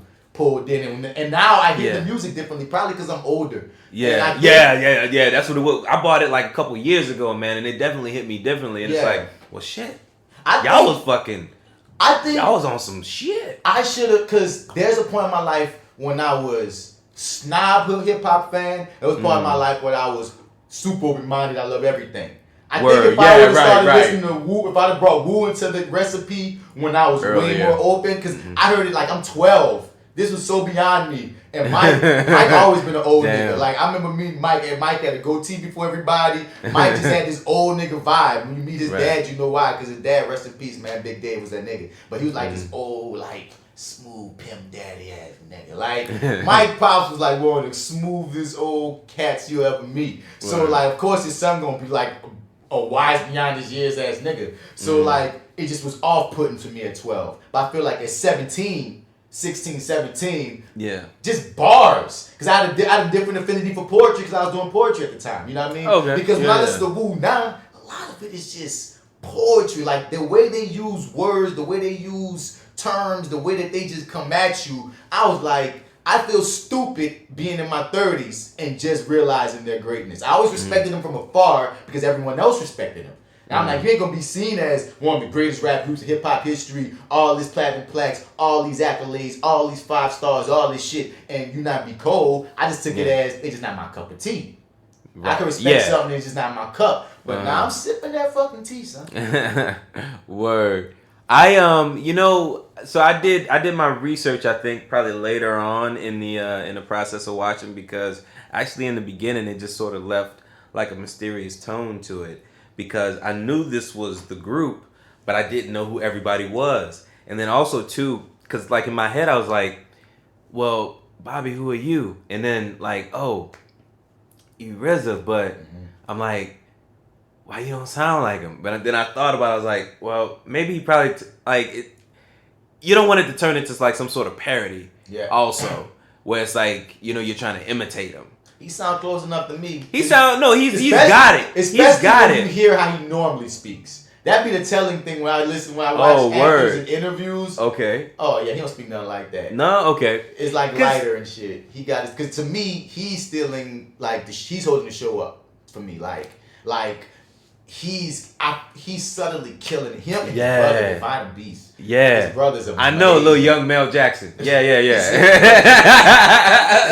Fucking young Mel Jackson. That's what that nigga look like. Of course, the homie playing Ghostface and whoever they got for ODB. Oh my God, this nigga deserves an award. This nigga's ODB. Where did they find this nigga? I'm like, is this like something? Did we? Yeah, I was about to say. Did they O'Shea us just now? I don't know. Because that nigga, I didn't research him. It's pretty fucking spot on. He's super spot on. He's pretty spot on. He rap like ODB was rapping. Like, he got it. The minute he comes on, you know who the fuck he is. Instantly. You know that nigga. And I'm like, because I can't remember. I don't know what I thought in the beginning, but I was like, when that nigga walked on, I was like, oh shit, I know who you are. Right. At least I know who you are. Because I feel like the most commercial niggas from Wu-Tang would be Method Man, ODB. Even if you didn't hear none of Ghostface music, you know his name, Ghostface Killer, and of course RZA. Like, that was and Raekwon, of course, if you on it like that, you know what I mean. But the ones that went most commercial was Method Man and ODB, honestly. You know what I'm saying? So you can ask your average person, you know who Old Dirty Bastard is, and they'll know who he is. So to get they got blasphemous, I know, but I was so ignorant. to WuTang than I thought Redman was a part of WuTang. Most people do. Most Because people do. Method Man and Redman. Yeah. And you know Method Man is Wu, so you just assume. I never did because of by Mike, association. And that's like, that's blasphemous to a Wu nigga because they hear it so much from people that aren't Wu niggas. So Mike been had me hip to know. Yeah, okay. Because he loved him separately. That's another nigga Mike loved. Reggie? Redman? And Redman, like, nigga, old school Redman, niggas underrated as fuck. Right. You go listen to some old school Redman. Anybody listening that don't know how cool Redman is. Now, I want to see whenever they get to it, how because they gotta have a Redman at some point. Yeah? Dude, the beauty of what I'm learning about this show, and I spoke about it on the FlyWithBats Podcast this past episode, what I hope they was doing that, from what I'm seeing as what I think they really are doing is, they're gonna have seasons of this. Oh yeah, that's what I was hoping. And because usually, because I was talking about how I think if you're gonna tell someone's life story, that should be the precedent. You should seasons. Yeah. Because I love biopics. That's one of my favorite. Like my two favorite lanes for films are biopics and comic book movies. Like that's my two lanes because biopics give me always inspire me because it's based on their story and it's always about how they triumph and being in our own freaking stories, going through our own struggles. To see artists triumph on film oftentimes give you the fuel to keep pushing my goddamn self. So, but you're not gonna be able to fit a person's life in 2.5 hours. Your boy Spike Lee did Malcolm in 4 and still had to leave shit out. So the concept of if you're gonna tell a life, make a series of somebody's life. I hope we get more like that. So I'm feeling this thing goes seasons. Mm-hmm. At some point down the line, you have to show Redman meeting Meth because I'm more than sure within the whatever was going on with WuTang, there had to be some kind of conversation about you making albums specifically with this nigga a lot. You know what I mean? Where he come from, how they happen. Because right now, this first season, it seems like we're mainly focusing on Ghostface, Raekwon, and RZA. Like those are the main three points of views we've been getting. But I'm feeling like as the series progresses, we gotta get what's going on in Method Man life. What's going on in Jizza. Like they just brought Jizza in the third episode, the genius Jizza. So what's going on in Jizza life? We haven't even met Inspector Deck yet, who rapper Joey Badass is playing. So that's who he's playing? Okay. Yeah, he's playing Inspector Deck. We didn't meet Inspector Deck yet, but that's one I looked him up. I was wondering who he was. You know what I'm saying? Right. Exactly. And they got all these other members that's coming, and I feel like I don't think we're even gonna get every member of Wu in this first season. Oh, you think they're gonna go the whole first season without introducing everybody? You think they I think that'd be a great idea. And I think it's bold as a motherfucker. I don't know. I don't know the story. See, that's the thing. I don't know the WuTang story. I don't know if their first album was all 8 members. You know what I'm saying? I don't know. Yeah. Because that's okay. What's the members? I'm gonna see if I go to the top of my head. It's Method Man, Ghostface Killer, RZA, Jizza, Raekwon, Inspector Deck. I already said this. Inspector Deck. You got that's 7. You got there's this nigga named Capadonna, but I heard he came later. Okay. That would make 8. I'm gonna look up how many members in WuTang. But yeah, dog, I don't know if ODB. ODB, that would make 9. So let's leave out Capadonna. Let's say those are the 8 right there. I think Capadonna came later. He made that 9 and shit. And I think they even got other members that made him up to 10, 11 and shit. So once again, Mike 5, you got to come on. But yeah, dog. I don't know if their first album had every goddamn member. You know what I mean or not? That's a Wu head question. Is Vine somebody? No, Divine ain't a member. He's just RZA's big brother. Yeah. Okay. All right. He want to member WuTang though. Okay. But yeah, man. So I'm curious how, because that's the thing. Because from watching the season trailer, we see that they gonna at least make it to the studio. They at least look like they're gonna make it to signing the deal. So throughout this season, because the season trailer, so I saw them in the studio together, all standing next to each other and shit. Somebody was in the booth. They had a shot of somebody that shot of them sitting at a glass table, which to me looks like a record label. So I don't know how many episodes they got, but it looked like we're gonna at least get them forming a rap group and at least getting them probably recording the first album. So I don't know. I don't know how they playing it, but I'm still excited. Yeah, me as well. Yeah, dude. I haven't seen that one though. That'd be interesting. The season trailer? Yeah, I haven't seen the season. Yeah, man, watch the season trailer, dog. They throw a bunch of things that make you interested and be like, okay, where is this going? So I'm super excited to see Erica Alexander. Yeah, man. Like, that was cool to see her pop up there. RZA was saying that all his brothers and sisters had to sign off on who's gonna play their mom, and they all agreed on her. Oh, wow. Yeah, For real? Yeah. Dope. That's cool. And she was like, hearing That's that made cool. her, you know, way more confident, like feeling good. Like, it was like, That's good. so I could feel that. Yeah. That's dope. Yeah, I think the whole deal. Like he kept everybody involved like that, man. Cause like, yeah. I mean, because a lot of them are co-producers. I saw Method Man, Man. Ghostface, Raekwon. A lot of them are co-producers, so that makes you. It gives it an air of authenticity because sometimes they be making these things and they got people who's left out, and you like, okay, it's like, nah, where they side? No, it seemed like he really passed in. To everybody. And RZA wrote what, a couple of these episodes? Yeah. Right. I mean, he's the showrunner for the most part. Oh, and he's the show. dope. And he's doing the music. Yeah, he I saw that, right? Episodes. Yeah. He's a showrunner? I believe so. I don't want to misspeak. Yeah. No, that'd be so. That'd be cool. Because if you're the executive producer, that's basically what it is. He's steered the ship before. He could. I could be wrong. Okay, fair enough. I like to think you're right. But, yeah, man. Fair enough. But like this, that's cool. I can't recommend this damn show enough. Like I said, the RZA storyline. Ashton, man, he plays this character like he has these subtle moments. It's like this introverted, like quiet power about him that just works. Yeah. You know what I mean? I like when he plays chess with the old man that be dropping wisdom on him. And Five asked me this question. Apparently they got some character. I'm going to call him Old Man Wu for right now, but Mike said call him something else. That's like in, like, if you're a Wu fan, you know that pops up on the albums that gives them like advice, like sage advice and shit.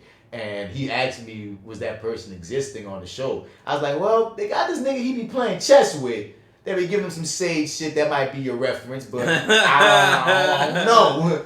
You hear me? Old man be dropping knowledge on him at the chess game. Word. You feel me? I felt them on that level when that white man. I feel some kind of way in the 90s and white man walk up on me just think I'm selling drugs because I'm black. Come on, man. That shit was...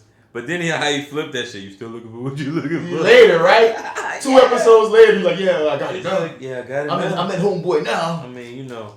I wasn't before when you had asked me, and I was very but for whatever reason, but after I got over my offense, I realized, you know what, maybe I should be selling weed around this motherfucker. So I came back to find you, my #1 customer. You did. Come be my supporter. Come on now. Show I felt so bad for him. Okay, like let's go character by character. Okay, his story arc. You know what I mean? So you can see his brother Divine wants him to be in the game because he cares about family. He want to be hustling. RZA cares more about music, and that's our main anchor to the music for this show for the most part up until they do that competition.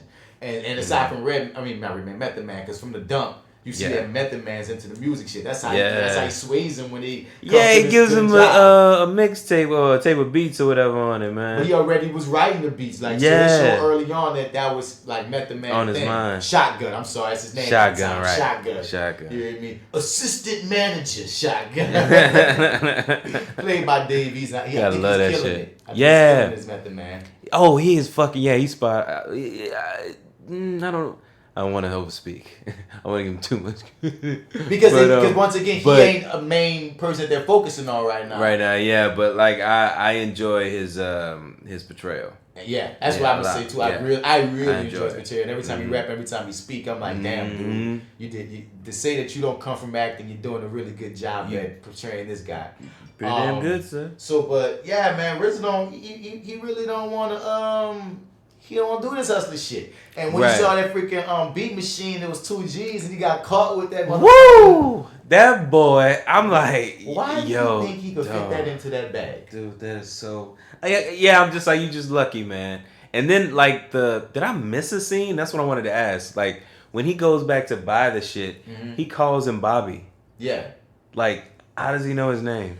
I think we're supposed to infer that the boy comes so much that they have a rapport. Okay. Because there was never a scene of them exchanging names. Yeah, ever. So I mean, like, I guess he knew his name when he caught him potentially. Because the first time we see them, they knew each other.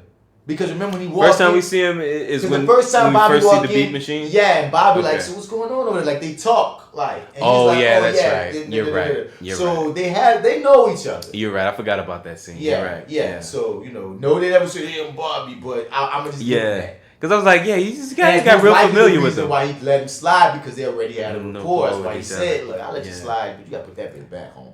Yeah, I felt bad though too for him, man, when he came back, because it was like those triumphant moments, man. He's like, yeah, man, coming to buy that thing. And then he had to return it even later. Yeah. Shit went down. But rewinding back before we get to ahead ourselves with Bobby, I mean, I really felt bad that he shits on it.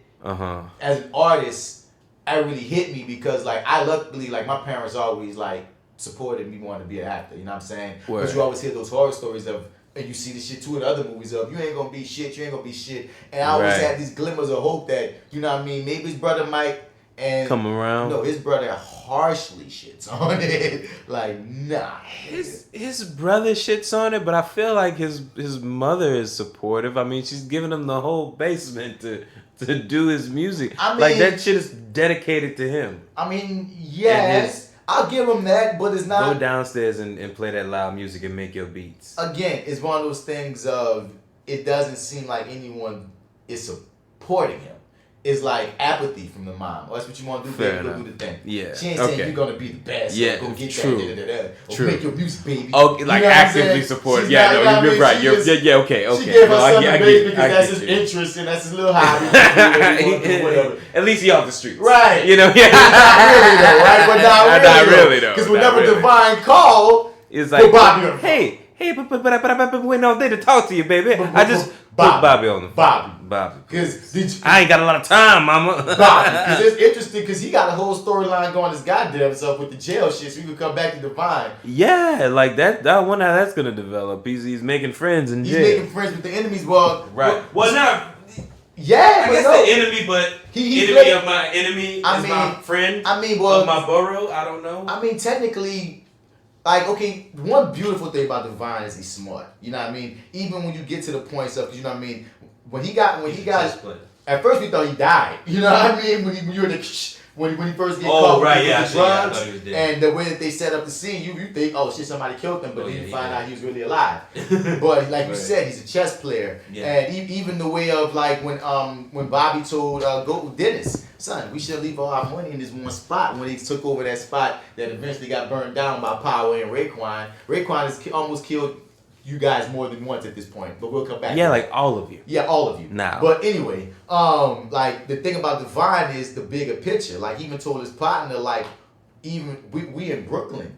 We on Brooklyn turf. You know what I mean? Mm-hmm. So even if I got beef with this fellow Staten Island nigga, we are both Staten Island. Cause I didn't expect him to jump in. Cause that nigga been antagonizing Divine since Divine been in jail. Time. So when I saw when he started antagonizing the Brooklyn niggas, I was ready for the little nigga to get his ass whooped. Yeah, I was kind of like, we almost got rid of him, dude. Nigga. Like, what are so you when doing? he jumped in and helped the fight, I was like, what Divine? Stop. But again, he broke it down specific. He had to tell him, like, son, we both from Staten Island.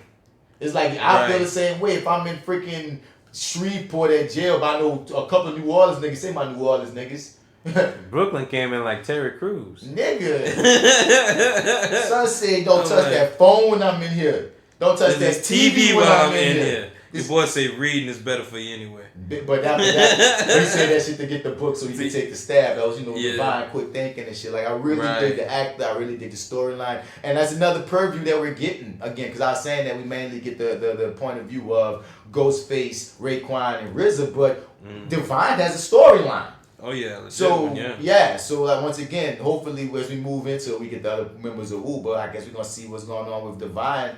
He's about to get out. He's a smart nigga though, man. You gotta give him credit. I mean, that boy. I'm glad he getting over his ego, son. Because then when the lawyer told him if you act like you was a crackhead, you get out. Nigga, I'm at the law. So yeah, he said it, but you believe he gonna do that shit? I do. Okay. I think Divine gonna get out. Okay, because I'm like, I didn't believe him when he said he was going to take that. I think Divine is going to get out at a point when the music is popping and they're not paying attention to the streets. But that's all that Divine knows is the streets. So he gonna be getting out feeling naked because this whole empire gone, and Bobby gonna be thinking he did a good thing because he like, well, I made a music empire for us. Well, I'm starting this music shit for us. We getting this popping. But Divine, I think he gonna feel out of sorts, and there's gonna be a point of contention between him and his brother and Dennis. Because at this point, big brother, you're not the leader of the pack. You're not the leader. You're not the provider no more. And the thing that you know how to do, power at this point would have taken that over. And you know what I mean. So it's a whole like he gonna come out to a different world. So I think he gonna get out, but he gonna get out like later in the season.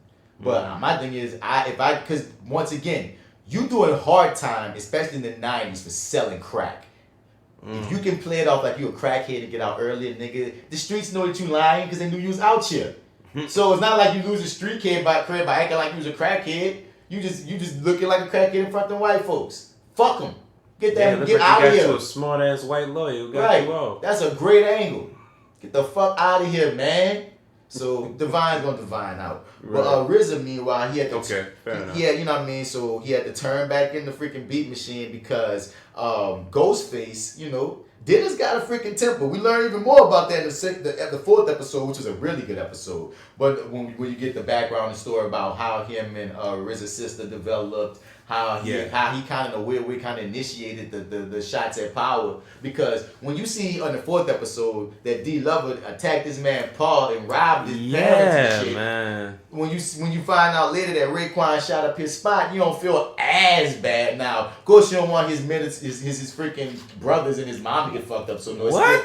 You don't feel as bad? What I'm saying is, what? You see more reasoning behind it. Because at first I felt like, damn, nigga, you got a problem with Ghostface. And I still feel that way. If you got a problem with that man, fuck it, fight it out and shoot it out with that man. Don't shoot up his house where his mom and his little brothers are. You know what I mean? But at the same time, you know what I'm saying, with no context of... But Raekwon ain't got the beef. Power got the beef. But if Raekwon don't do what Power say, you can see what type of situation. Yeah, true. Power, you gonna kill him or fuck him up. So it's it's one of those deals. True. But knowing that, I'm just saying, knowing that there's some blood on your hands too, Dennis, you ain't a complete angel. Oh, fuck no. And that's my thing towards Power specifically. It's one thing if I know that you selling crack, I don't care about all that necessarily. But it's another thing where it's like, no, you directly did something to Power. So for Power to do something directly back to you... Makes sense. Even if I'm like, still, don't shoot that man house. I see the sense now. That fourth episode gave me a lot more background into Ghostface in particular, in general. Like, they gave some layers to his character, especially since you can see how bad he felt. That was a palpable last scene with him and Power's dad when he went back to the scene of the crime without the mask, and he talking to Power's dad and shit, and you could see how much remorse is about all over him for like, because he almost lost his mom, and he's seeing like just damage that he's doing. You can see the beginnings of him wanting to get out this game, even if he's still hard up in it, because that's another thing too. That's a point of contention with him and RZA's sister. I gotta find out her name, but like, and I felt so bad for her because she's just completely there for everyone. Yeah, she's like the only one who's there for her is the aunt. Is the aunt, but even really like I think, but for her in her mind, I think it's Dennis. You know what I mean? The aunt actually is, but for the most part, you can tell like they secretly hold each other down. Like when Josh Wheeman gets the whole thing with Josh's son at the funeral and shit, then that was a whole nother episode. But like, you know what I mean? They always got these looks, so they exchange, you all right? Boom, boom, boom. You know what I mean? They have this thing. So when in his grief, he kind of took it out on her and was like, man, you don't get it, because in his mind, he think he only gonna take mentally, what's the proper word?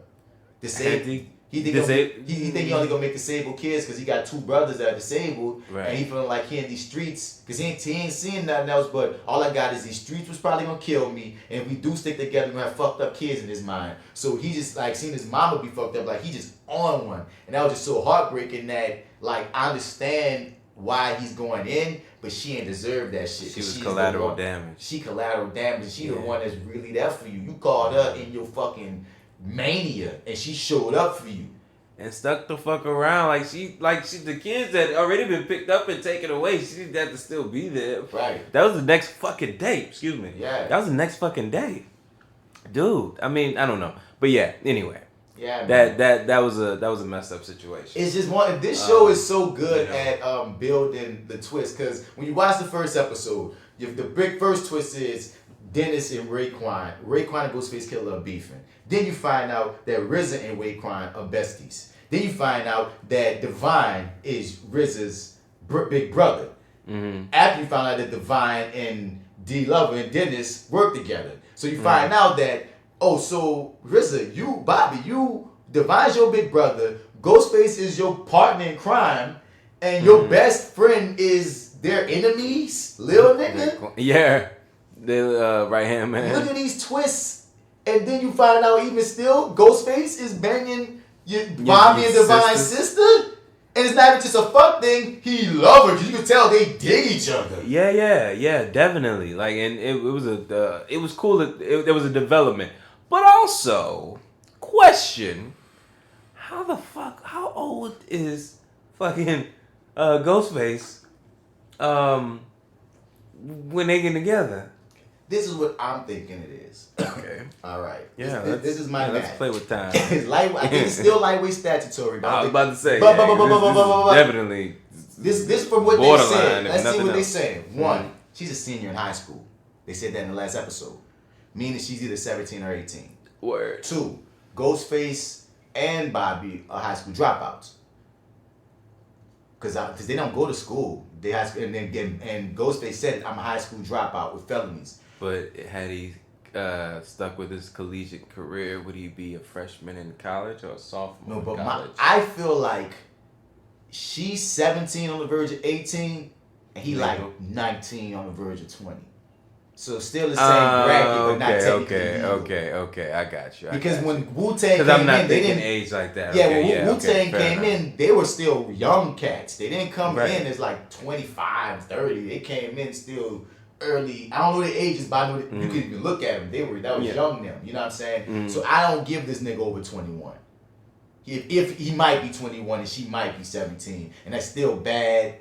You hear me? But it's not like she 15 and he 30. You know what I mean? Yeah, but it's still bad if that's the truth. That's what I'm trying to hope that she on the verge of, because she's a senior in high school, meaning she's legal in some states. She's legal in some states on the verge of 18. It's one of those things that kind of put out my mind. We know he dropped out. Because for all we know, he could be a year older than her. For all we know. With that nigga, I put it out of my mind until they went to that flashback, and she's like staring off in the window or whatever, and then nigga strolls up on her, and it's like, that's clearly a high school girl, and you are clearly not in high school. But once again, nigga, you look 30. But they did a flashback without telling us how far back they went. True.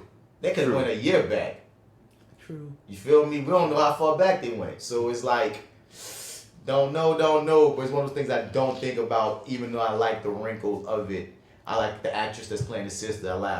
She has likability about her. Oh hell yeah! She reminds me of a likable little mama. And she do kind of like little mama. Don't she? Yeah, and I'm glad she was able to have her little girl time scenes with the aunt. You can tell she needed that shit. Yeah, man. It was like, okay, cool. This is sort of thing. And who's this aunt? Like, what's her deal? Like, because I'm like this. You're introducing her for some reason. For a reason, you right. You know what I'm saying? Yeah. I'm like, this could be cool if, Auntie rapped or something, but it's like, nah, we know we're bringing Auntie in for some other reason. So what you doing there, Auntie? What's going on? Tell us about it. So, anyway. We're going to come back to RZA. We're going to culminate when we talk about that big battle with all of them when they all were rapping. So now let's go back to Raekwon. Right. Shameik Moore is playing Raekwon. Yes. You meet him, he's homeless. Unrecognizable. Homeless. Yeah. That whole thing. Yeah, and then you think he about to come up when Power give him a crib, and then you find out that it's like, this ain't what I wanted, it's a man. job, nigga. You're in the crackheads and shit. Yeah, that nigga was like super excited when he saw that shit, man. Like, yeah. Then like he like nah, like what it really was got revealed and all that shit was It gone. all comes with a price, so that's why it's true. This episode, Power gave him a car, so I'm wondering what he gonna be expecting now. What's coming with this car? Gonna be free, dog. baby. You better enjoy it. Free. Like he said, enjoy that shit. I mean, in general, For because real. another deal with it is, there's gonna be a problem when Raekwon decides to be a rapper. When he decides to make that move from the streets, Power is not gonna be smooth, son. You already see it, and so Power's doing all these things for him. Gave him a roof, a car, you know what I mean, the game. Son, that's gonna come to a head. The fact that now you gotta give him this part. Okay, so Ghostface went off on this nigga that was a fiend. His partner Jason told him was a fiend. And and Ghostface wound up burning this fiend nigga that was a lookout beard off. which makes an enemy of the Fiend. And the Fiend goes to power and tells them what happened, and tells them to set up. And basically that, the crackheads love getting it love y'all shit more, but y'all too far.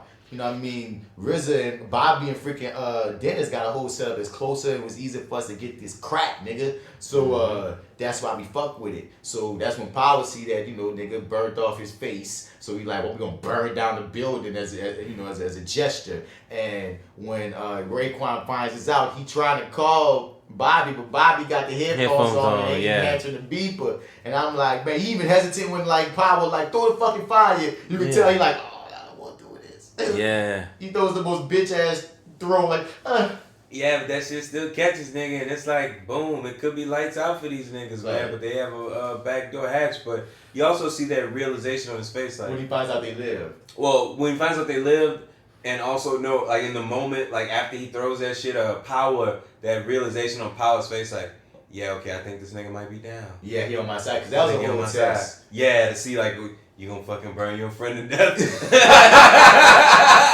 You won't be down, nigga. And burn Divine said that to RZA, to Bobby. He said, man, you think they wouldn't touch you, bro?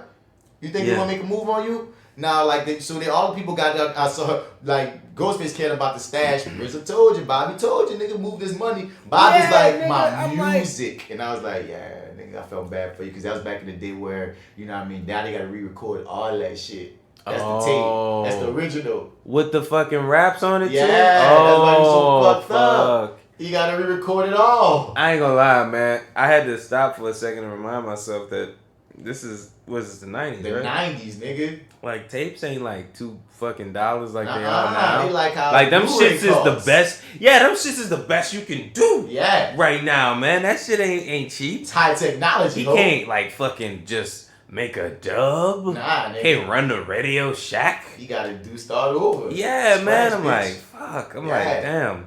That sucks. Fell for him. Hell yeah. I went back to saying, Raekwon, son, like, you keep almost murdering your future team members. Like, how do they forgive you? Yeah, like, how does that turn around? Son, I've got to see it. Are we just gonna forgive them because they were always orders? Or...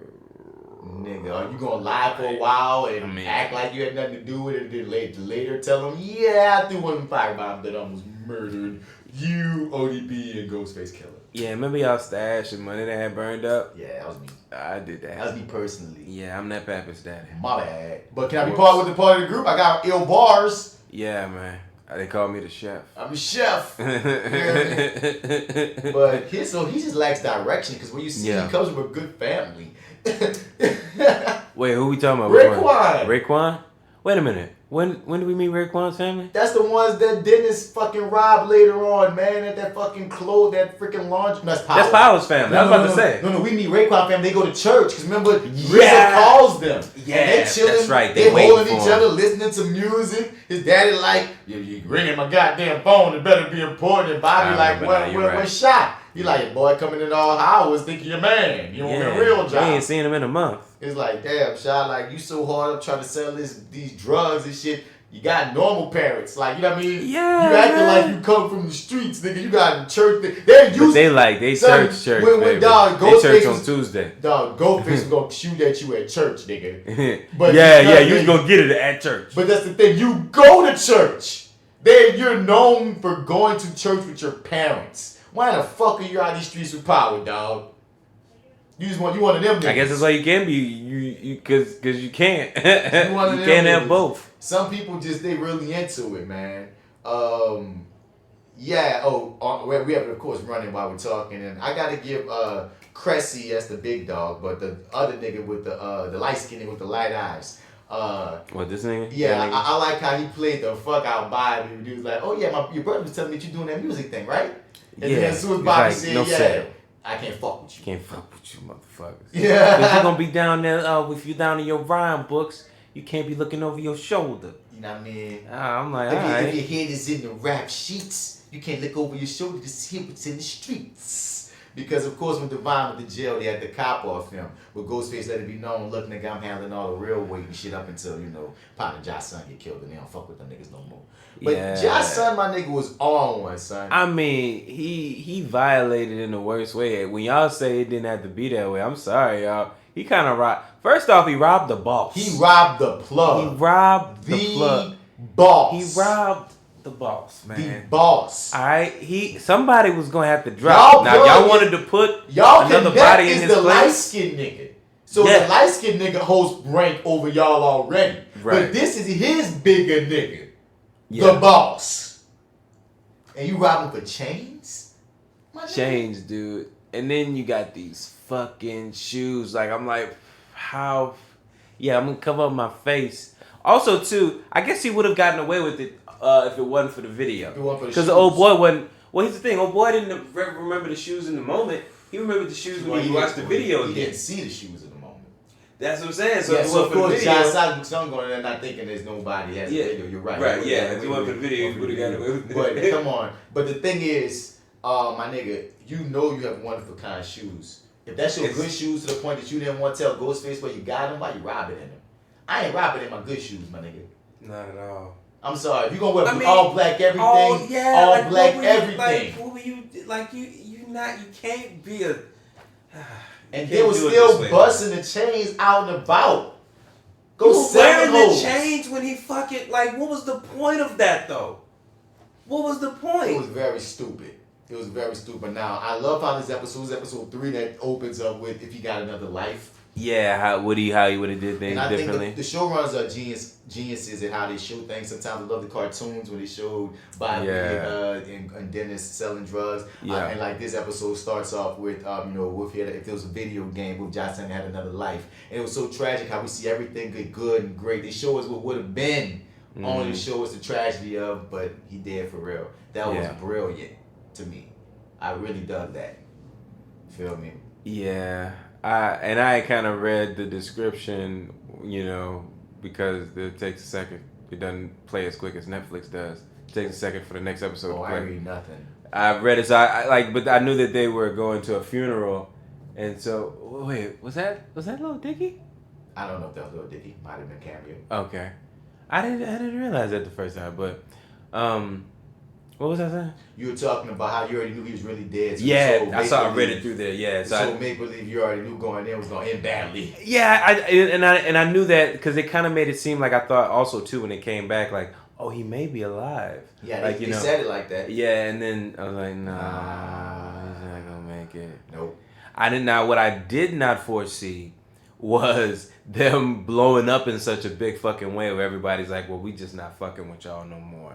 Over this shit. Yeah. Like, I did not anticipate that. That was a huge turn. Wait, you ain't fuck with what part? What were you talking about? So basically when they're like, we're not fucking with the light-skinned dude or whatever. Oh, to that point. But you mean at the funeral when Ghostface got there drunk and pissed because that was his nigga. Yup. And he went off on a cressy little nigga because he felt like, nigga, you had something to do with him knowing where Ja would be at. Mm-hmm. You feel me? So fuck you, fuck your drugs, fuck the plug. And I don't even think it's necessarily that they're that big as much as Ghostface like, fuck you, nigga. Like, that's my partner. Like, if I feel like you have something to do with my nigga getting killed, I don't care if you got the best drugs that's ever been drugged. You know what I mean? You're not getting my money.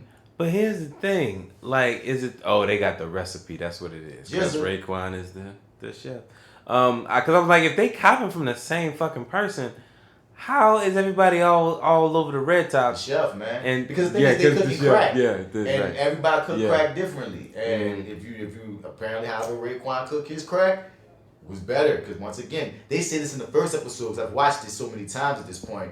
When Dennis first get his crib shot up, the crackhead come up to him when he walk in, but he don't want to be bothered with him. Oh yeah, I saw that when And when the crackhead walked away, he said, "Well, that's why the red top's better anyway." Yeah. So you know what I mean? They already established from the jump that Power and them got better shit. Right. But you know what I mean? They still may do because they know how to hustle better than Power and them. Up until they get taken out the games. I'm glad Power decided not to kill the nigga no more after realizing you burned down the house, you burned up their stash, you burned up their money, they almost died. Leave them alone. Feel me? Funeral was hard for Johnson because your boy played him well. You know, he was a likable dumbass, but he still, he was their people, and everybody got somebody in their family, somebody cool with. It's like just because you're stupid don't mean you need to die. Yeah. I just wish you would have pawned the goddamn jewelry, the goddamn chains, like clout, bro. Like, why are you doing? What's the point? What's the point on rocking them? That's dangerous. So I'm just like, man, could we? I don't know, man. Like what? There's no other way. I'm sorry. Go ahead. I was about to say my bad. No, I was just gonna say that there was just no other way this was gonna play out, dude. Like, you mean because the way you robbed them? Mm-hmm, yeah. Because even if he didn't see the shoes, you out there wearing a chain. Yeah, you gonna get got regardless. And what's the point? Did he steal any money? No, he only got the chains off. He only got the chains. The chicken and him. He only got the chains off. He got her jewelry. He got. He got. He said, "Give me y'all jewelry." He didn't get no money off him, son. Okay. Yeah. All of that, cause he was just fucking on one. Yeah. But like also too, we know that this cat's a loose cannon from like the very first time we meet him. Yeah. And he like pulled out that hilarious scene when he pulled out the gun and he wound up knowing the nigga that pulled the gun out. I know. Bro, I don't know. I know this nigga. I don't know if I can fuck with this dude, man. He can have this nigga around, man. He a fucking loose cannon dude for real. Yeah, but they usually die in these things. Yeah. I mean, and yeah. It was sad, man. But. Yeah, son. But at the funeral in a way, like that's when we get introduced to Jizza. That's when we find out that like J.Steel was cool with all them niggas. Met the man at the damn thing. That's when you can see Raekwon and RZA, even though they got tension, because they have tension because this was such an ironic Shakespearean thing to go down. That see when Raekwon shoots up Dennis' house in the first episode, he leaves the gun by Bobby and hides it there. But then Dennis finds it later and he wants to use the same gun to kill Raekwon, unknowing that it's the gun that Raekwon tried to kill him with. Beautiful writing in that position. That was like, and that's all in episode 1. And so when Sha is pissed, when Raekwon is pissed at Bobby over it, you know what I mean? They got beef for a minute. But of course, you know, y'all partners, man. Real side question. And he survived death, so you better be cool. Right. Word. You tried to kill him, you didn't even know. So, side question: how do you feel about the opening like title sequence? I dig it. You dig it? Yeah, you don't like it? I don't know how I feel about it just yet. I always feel that way about shows, like when it's the first time or whatever. I always kind of feel like I haven't quite made up my mind about it just yet. Like in the beginning, I didn't quite know how I felt about like the True Blood opening, but as the show went on, it's like it started to grow on me, and I'm like, this is perfect. It works in turn with this show and with what it's trying to do in its tone. And it's like, I feel like eventually I'll probably feel that way about this one. I'm not quite there yet. Yeah. But, it has the potential. I feel you. I dig it. But yeah, okay. Fair enough. Yeah, it was playing. I was curious, I was playing for you. The actor that played Ghostface killed this scene when he came in. Oh, hell yeah, man. He killed it.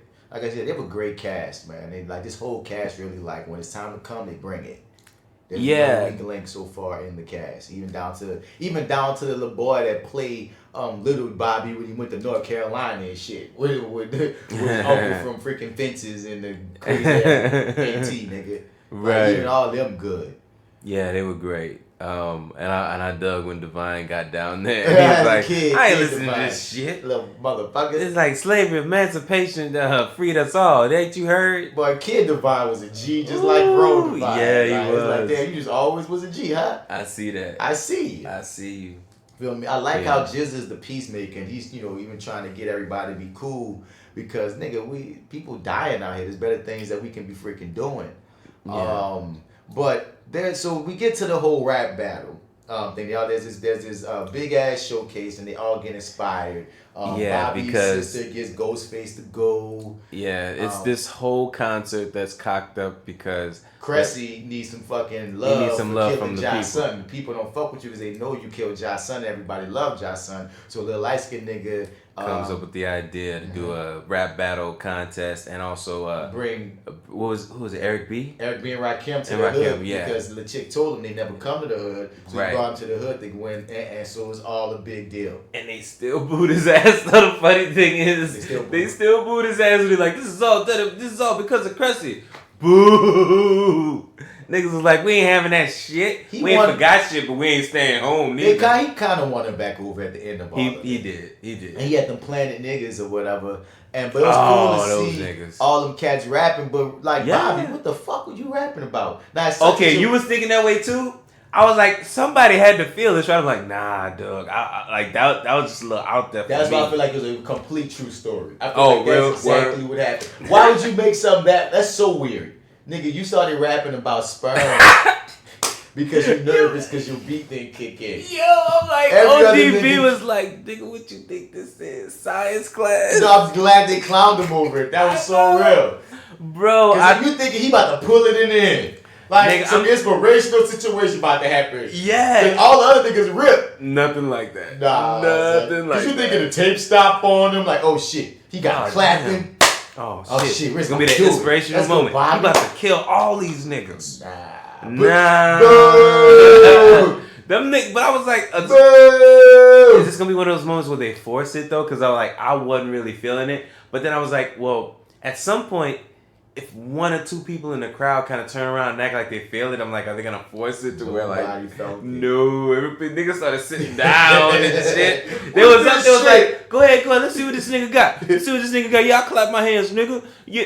Oh, you gonna do that? No, never mind. Cause he had him clapping for a second. Yeah, they were with him, and then they weren't. They fucking won. No. So nobody won the money, but we did get to see the ingredients, the origins of what could be, and you could see, over this time, Bobby is starting to click in for him too, because they be these moments. Because there's only one time where it was weird in jail when that random nigga from Killer Hill was rapping at Divine. I'm like, why he rapping at Divine? This is random. Yeah. But every other time that they have people rapping, it works. You know what I mean? Even ODB crazy ass. So it's like, I'm like, damn, this ODB got a bit of a flow. I remember later on in the I don't know, for me later on in ODB's like kind of rap career, it felt like that nigga was just like saying anything on the track. But that's kind of how KO always was. Like, he was the rando nigga. Like, it just worked. He's random, nigga. But I'm like, if it was, here is focused. But it's still off kilter. Random. Yeah, it's still off kilter. Yeah, but it's much more like, kind of fine tuned. Like, this is like the best of right now. And don't get me wrong, I'm digging the fuck out of it. Yeah. But I'm like, damn, I haven't given you enough credit, man. I mean, ODB was that nigga, son. Oh, he was, most definitely. And another interesting layer, even at the funeral, you see Method Man down with light skinned nigga. Like, yeah. So we see where the alliances are. But it's another wrinkle that is where the CI is gonna play out. Yeah, it's gotta resolve itself. All them beefing with your boy because of Cressy. Method Man, he fucked with him. Mm-hmm. Where that's gonna go? You know what I mean? That's interesting. You know what I mean? They have all these wrinkles. Yeah, it'll definitely have to come up at some point, in order for them to all come together. There's gotta be something to. But you see the little parts where Bobby tries to, like at one point, I think it was episode 3, ODB spitting, Method Man spit. He tried to invite Raekwon to spit. Jizza back there writing. You can see that they're starting to put it together. And that gets it more exciting and even more frustrating that you piecemealing us with these episode by episode. Oh my God, man. If I could, I want to just tweet at Hulu and tell them how much I hate their guts. Can we like 50 Cent his ass? Like we made 50 Cent put the original song back on? Oh man, that was so Drop satisfying. Drop more than one episode, RZA. Yeah. Drop more than one motherfucking episode. Give us 2, man. I'm just so in love with this show, son. Yeah, I need more and I need more now. I need more and I need more now, man. And there's this moment where they're talking about at the funeral at one point where they're talking about a Tribe Called Quest, was it? Yeah. And apparently they knew Tribe Called Quest from around the hood or some shit.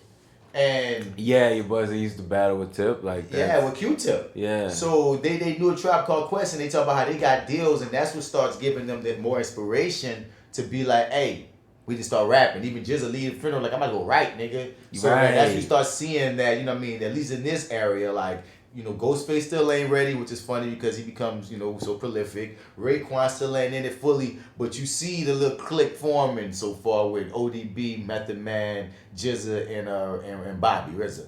So I'm very curious to see where the future goes, what other wrinkles that they pull out. I don't even think I looked at next week's freaking trailer. Oh, there's a trailer? There's always a trailer. Oh. How do you get to the trailers? You just go to extras. Oh, okay. Cause I'm like, it didn't play at the end. No, it don't play in the freak. No, it does. It does. Does it? I believe okay. So. Unless I'm tripping. I could be maybe tripping. I stopped it before it did. Then maybe. Yeah, I gotta stop watching these goddamn trailers, man. They're giving away too much. Oh, so you don't want to watch the trailer? No, of this movie in particular. Oh man, I had to keep turning it off, man. Like every time I turn it on, there's a new fucking trailer. What's the name and of it's this movie showing more again? shit. Queen and Slim or Slim Dude, Queen and Slim, yeah, that's it. I'd audition for this movie. Oh, word? Man. Yeah, you did. You said that. Yeah. My partner Jaron is in it. Shouts out to my nigga Jaron. He plays Benny on Queen Sugar. We did the first episode of Acting While Black with my dog. Yeah. He about to be on like 7 episodes of the Purge TV show this season. My nigga getting it in right now. So shouts out Jaron Mitchell. Look him up. He gonna be doing big things, and he gonna be in that joint. And when I saw the first trailer of that joint, I immediately got so jealous. I like, I'm not jealous of my nigga getting a role, but just jealous that I didn't think of the concept, because the concept of the story is so cold. Right. You know what I mean? I was like, dude, that's such a fire concept. A couple accidentally killing cops who not on the run, and it's so cool. Like I wish, even if I could have got one line in the project, you know what I mean? Like I wish I could be in this freaking project, son. Cause I just dig that. If I occurred, cause I remember reading the breakdown, and for some reason it kind of read like a comedy to me, and maybe that might inform me to audition in the wrong direction. Cause when you see this trailer, that's a drama, a really cool drama, and I think I took it in like a comedy. But no, son, seeing what it's about up on his feet, I can't wait to see that movie, son. Like Queen and Slim, like it's gonna be amazing. That's the thing I'm most excited about right now. Yeah. The movie I'm most excited to see. I mean, there's a few I want to see. Hustler's been getting some really good reviews. Funny enough, dude, yes. Man, I'm such a snob. I'm just like, I refuse to look at your ass now, J-Lo. No, fuck that. I was only going to see the movie to see them all half naked. I have no qualms about admitting that. And I love your girl from, was it Constance Wu, I think is her name? She from in there, Fresh Off the Boot. Cardi B in there, nigga. I was going there. I'm saying Lizzo's in there, nigga. I'm trying to see half naked women. I'm with it. But now it's getting actual story. Like, people are giving it great reviews. So now I'm like, I got a reason. Oh, it's getting great reviews? It's getting some good ass reviews. Okay. So I have an extra reason to see it. So I was gonna see it on some perv shit, and I could see it on some real art shit, nigga. So sure. Oh, my perv side is gonna be what it is. I'm like, I was gonna say, I'm still gonna bring mine with me. I mean, women go see Magic Mike for what? Come on, let's be real. Oh, you know what? That's true. Let's be real. Nah. We gonna be equal. We gonna be equal. Y'all can have Magic Mike. We can have some hustlers. Because I bet you any money, Magic Mike probably still going at the end of the day have shown more than hustlers will. Yeah. More than you. I'm pretty sure. Because somebody tried to say, man, did you try to make another Players Club? I was like, nah, this ain't another Players Club. I saw a penis. We're not going to see a titty. Yeah. If we see a titty, it's not going to be none of star. No, we're going to see a titty, but we're going to see none of stars titties. We're going to see no star titties. No. We're going to see some background titties. Yeah, I mean, shit. You know what I'm saying? But anyway. If there was such a thing as that'll definitely drive the box office. You want to get people to go see Hustlers? All we need to hear is there's a hint of a nip slip, and we'll be there. You feel me? But there's a few things I don't want to see. I want to see Hustlers. Okay. It 2 came out, but I didn't see It 1. Yeah? I didn't see it. Okay, no interest? No, I have an interest. I'm going to catch it. All right. But I'm not going to see 2 without seeing 1, you know. There's another movie out. There's another movie out that I want to see. It's like right on the tip of my brain. I can't think of it for some reason. I wanted to see Don't Let Go. Is that one of the... Is that the one with... That's David Oyelowo, right? Yeah. I do want to see that, but that's not what I was thinking about. But I'm glad you reminded me. But I just knew... I know a couple of weeks ago, we was like, what's in theaters? Nothing. Yeah. But now there's like things coming out that are like, what's jam? You know? Let's see what's up with this. This could be worth some money.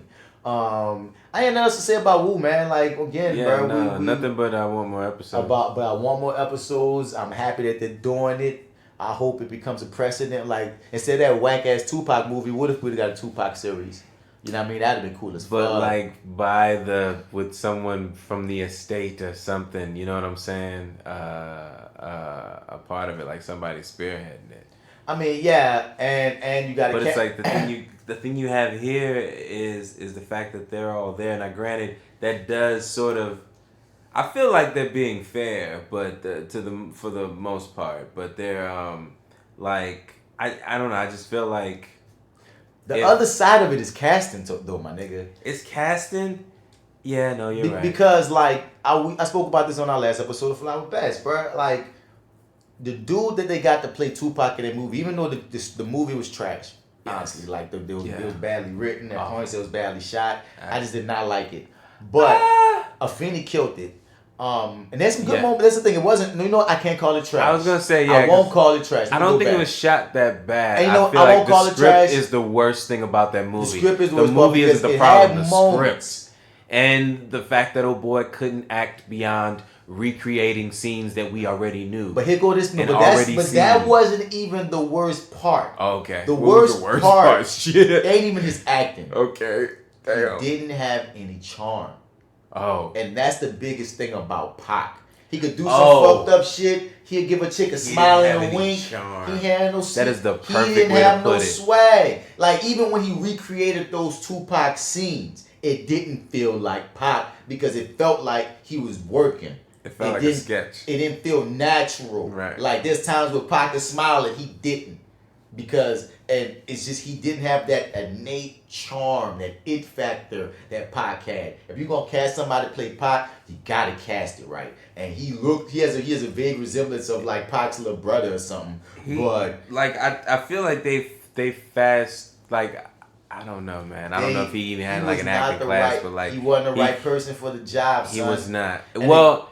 Yeah. He wasn't even, I hate to say he it. couldn't carry a whole movie. He couldn't carry a whole movie. He didn't have the charm. And I'm sorry. Aesthetically, he wasn't as good looking as Pac. Most times, the actor wasn't be more good looking than the original person. Right, Women used to cream for fucking Tupac. But that nigga looked damn near almost exactly he looked like the him.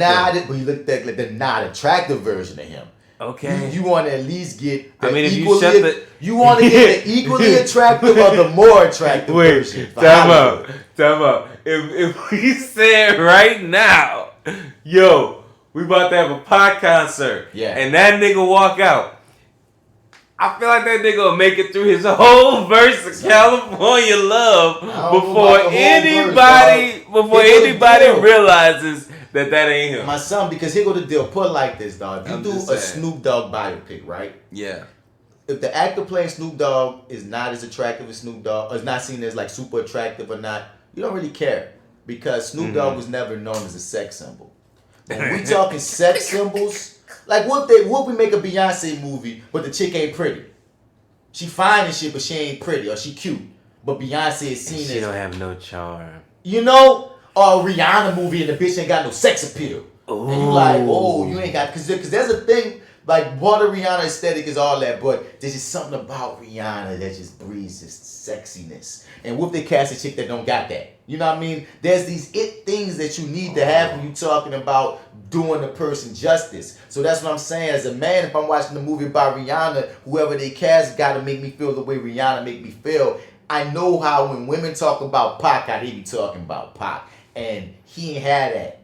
He ain't had that thing. You know what I'm saying? No, he didn't. So like, 25 years if they ever try to do it again. One, I hope they make it a series. I hope everybody do this. Everybody Hates Chris things. I got to give Everybody Hates Chris first. Chris Rock did it first. But... yeah, he did actually. You're you right. know what I mean? So I'm going to give it to Chris Rock. He did it first. And there might be someone else who did it. I don't know of. Because I feel like I'm misspeaking.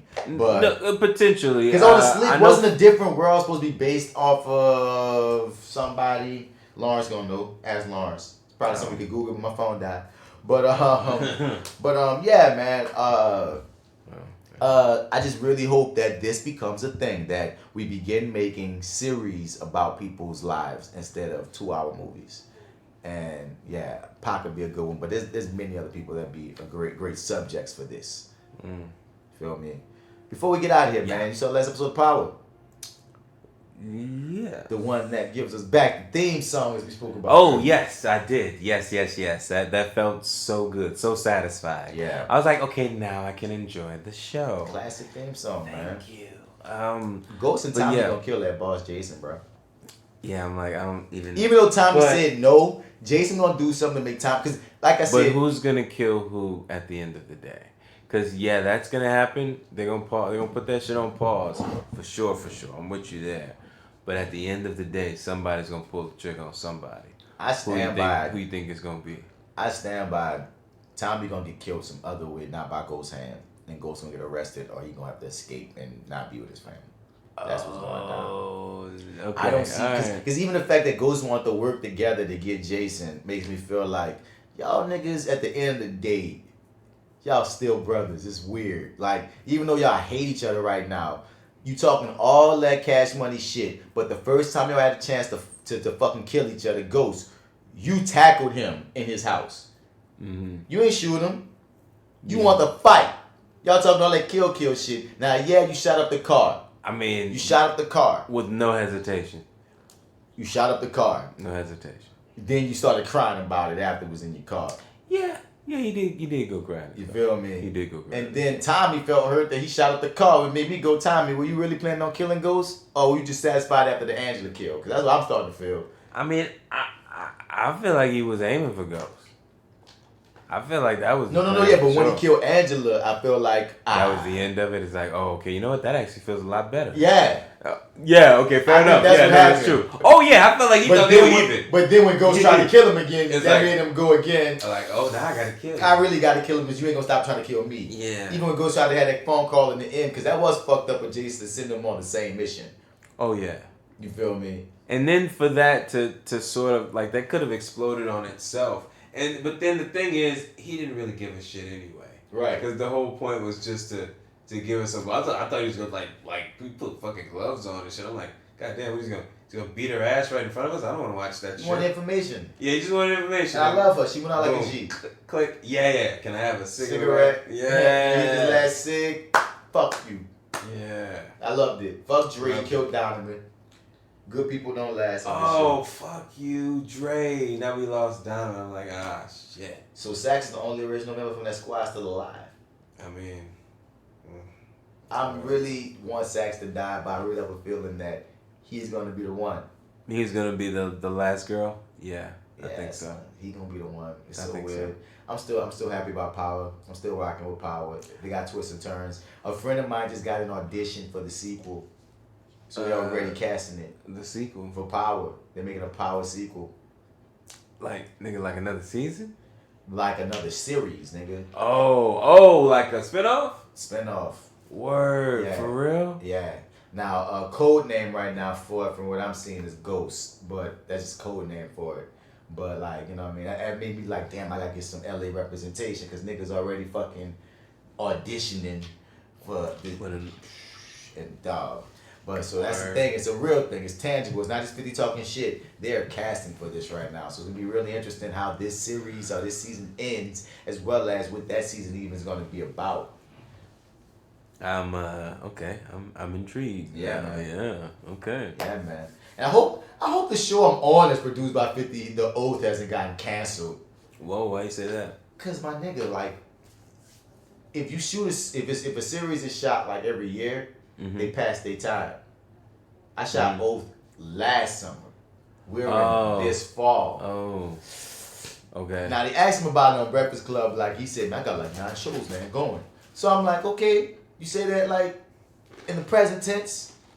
Cause I need another Oath check, goddammit, man. Check out the Oath on Sony Crackle, y'all. The man is free. Please, it's free. 50 need to move that to something else, man. But it is what it is, man. We about to get about here. Y'all hit us up at reviewingdat@gmail.com. You refer it, we review it. Word. We will begrudgingly review in time. Peanut. But this is just for you, Peanut. Oh my God. He's coming in town, he told me like sometime this fall, I forgot when. And I told him I was gonna let him come on the podcast since he's gonna be in town. Oh, cool. Now, I was planning on bringing him on Fly with Bats. What if I brought him on reviewing that when we review in time? We gonna make you watch it too, nigga. You sit in with us, motherfucker. I'm down with that. Dog, I'm so angry that some kind of way I must have deleted that episode. It's a whole ghost episode, and yeah, it is what it is. But we gotta stick to our motto. You refer it, we review it. We have to review it. People ain't been referring. Y'all refer something, man. Refer something. We got some things coming up that we will definitely be reviewing. Street Kids. That's not a ghost. Done. That's not a ghost. That exists. Not a ghost. That actually exists. We talked about it. Oh my God. That was years in the making. Man. Apparently, MoviePass started ripping again. Oh, Jesus. J.Steel put that on her Facebook and I had to laugh like, baby. Yeah, you better use it now. Yeah, because it's going to be about 2 days from now. It won't exist. It won't work again. Back to AMC. They still taking her damn money? She's still with what? Her. She ain't like us. Crazy. You heard me. We need to start going to movies. Fuck it. I got this AMC pass, man, so we need to just start going to movies. No, I don't. I haven't seen anything in a while. I can't remember what the last thing is I saw. Dude, there's something out. I'm gonna text you when I realize what it is. I'm gonna be so mad because I'm gonna be like, man. Is it a black movie? I don't know what it is. I know Hustlers I want to see. Right. And drop an E2 in what I'm talking about. I know Joker coming out very soon. In October, yeah. I don't want to see that Oyelowo movie, but there's another movie that is out in theaters right now that I know I want to see, and I can't think of what it is. Or you pull up movies. Network's not working. And as you pull up movies, the network would say, hey guys, there's a middle finger for you. You can choose to put it in your mouth or your ass. Yeah, it's up to you. It's up to you guys. Your choice. Okay, well that's not happening. What's this actor guy, Mr. Bat? At Right Mr. now. Bats, man, Martin Bats. Bradford, hit me up at Mr. Bats and all your social medias and all that. You can Google me at Martin Bats Bradford, and some things gonna come up. Some movies you can check out. If you have Amazon and you happen to have Brown Sugar, which is Amazon's like black TV service. Oh. Yeah. Is it? Yeah, I think Lars. I think he told you about that once. Cause you saw something on Brown Sugar, didn't you? Dolomite? Yeah, you watched Dolomite on that. Yeah. I watched Dolomite on. I think Lars might have told you to watch my movie. Because it used to be called The Quiet Storm. That's that poster right there on the wall. But the sales agent bought the movie and changed the name. It's going to 2 names. Internationally, is going to be The Reward. And that's the name of it on Brown Sugar service. So if you have Amazon Prime, you most likely have Brown Sugar. Look up on Brown Sugar a movie called The Reward. I'm in that. We shot that like 3-4 years ago. And it's finally got distribution because, man, some long story of like a bunch of bad decisions happening. But domestically, if it comes over, they say the vision is going to come over maybe even to Hulu. They're working out the deal of where it's going to be. Like no internet. Guess what the name of it's going to be? What? Night War Justice. Why the fuck are they naming the movie Night War Justice, bro? That seems like some generic hood you buy from the corner store ass movie. You gonna catch this Night War Justice, you heard me? But whatever. Right now it's The Reward, catch it on Brown Sugar service, man. The Reward, okay. Yeah, bro. Word. I will check that out. This is your favorite host, Marty, not 256 pounds. 260, homie. 262. Hi, Marty. Hi, Marty's in the building. Yeah, but you can find me, Marty, MartyEdwards 504 on Instagram, Twitter, and Snap at the chat. Also go to lowrainpictures.com, click on the Your30 tab where I co-host the show there with, what's his name? Black Actopedia! The Black Actopedia, also known as the Arrogant Observer, that other nigga. Just because I know he's listening. And me being your favorite host. Your30 with Marty and the Arrogant Observer. Check it out wherever you get your podcast. Yeah, that's all I got. Hi, Marty is hi. Yeah, man. Yeah. That's it, man. Go listen to some WuTang, man. Yeah, definitely go listen to some WuTang. I'm about to actually do that shit on the way home. That's what I'm doing. Apple Music all day, baby. Baby, or Spotify, like Pandora. Baby, I like it raw. You'll be always be. Son, it's gonna be cool when we get to that. Right. I can't.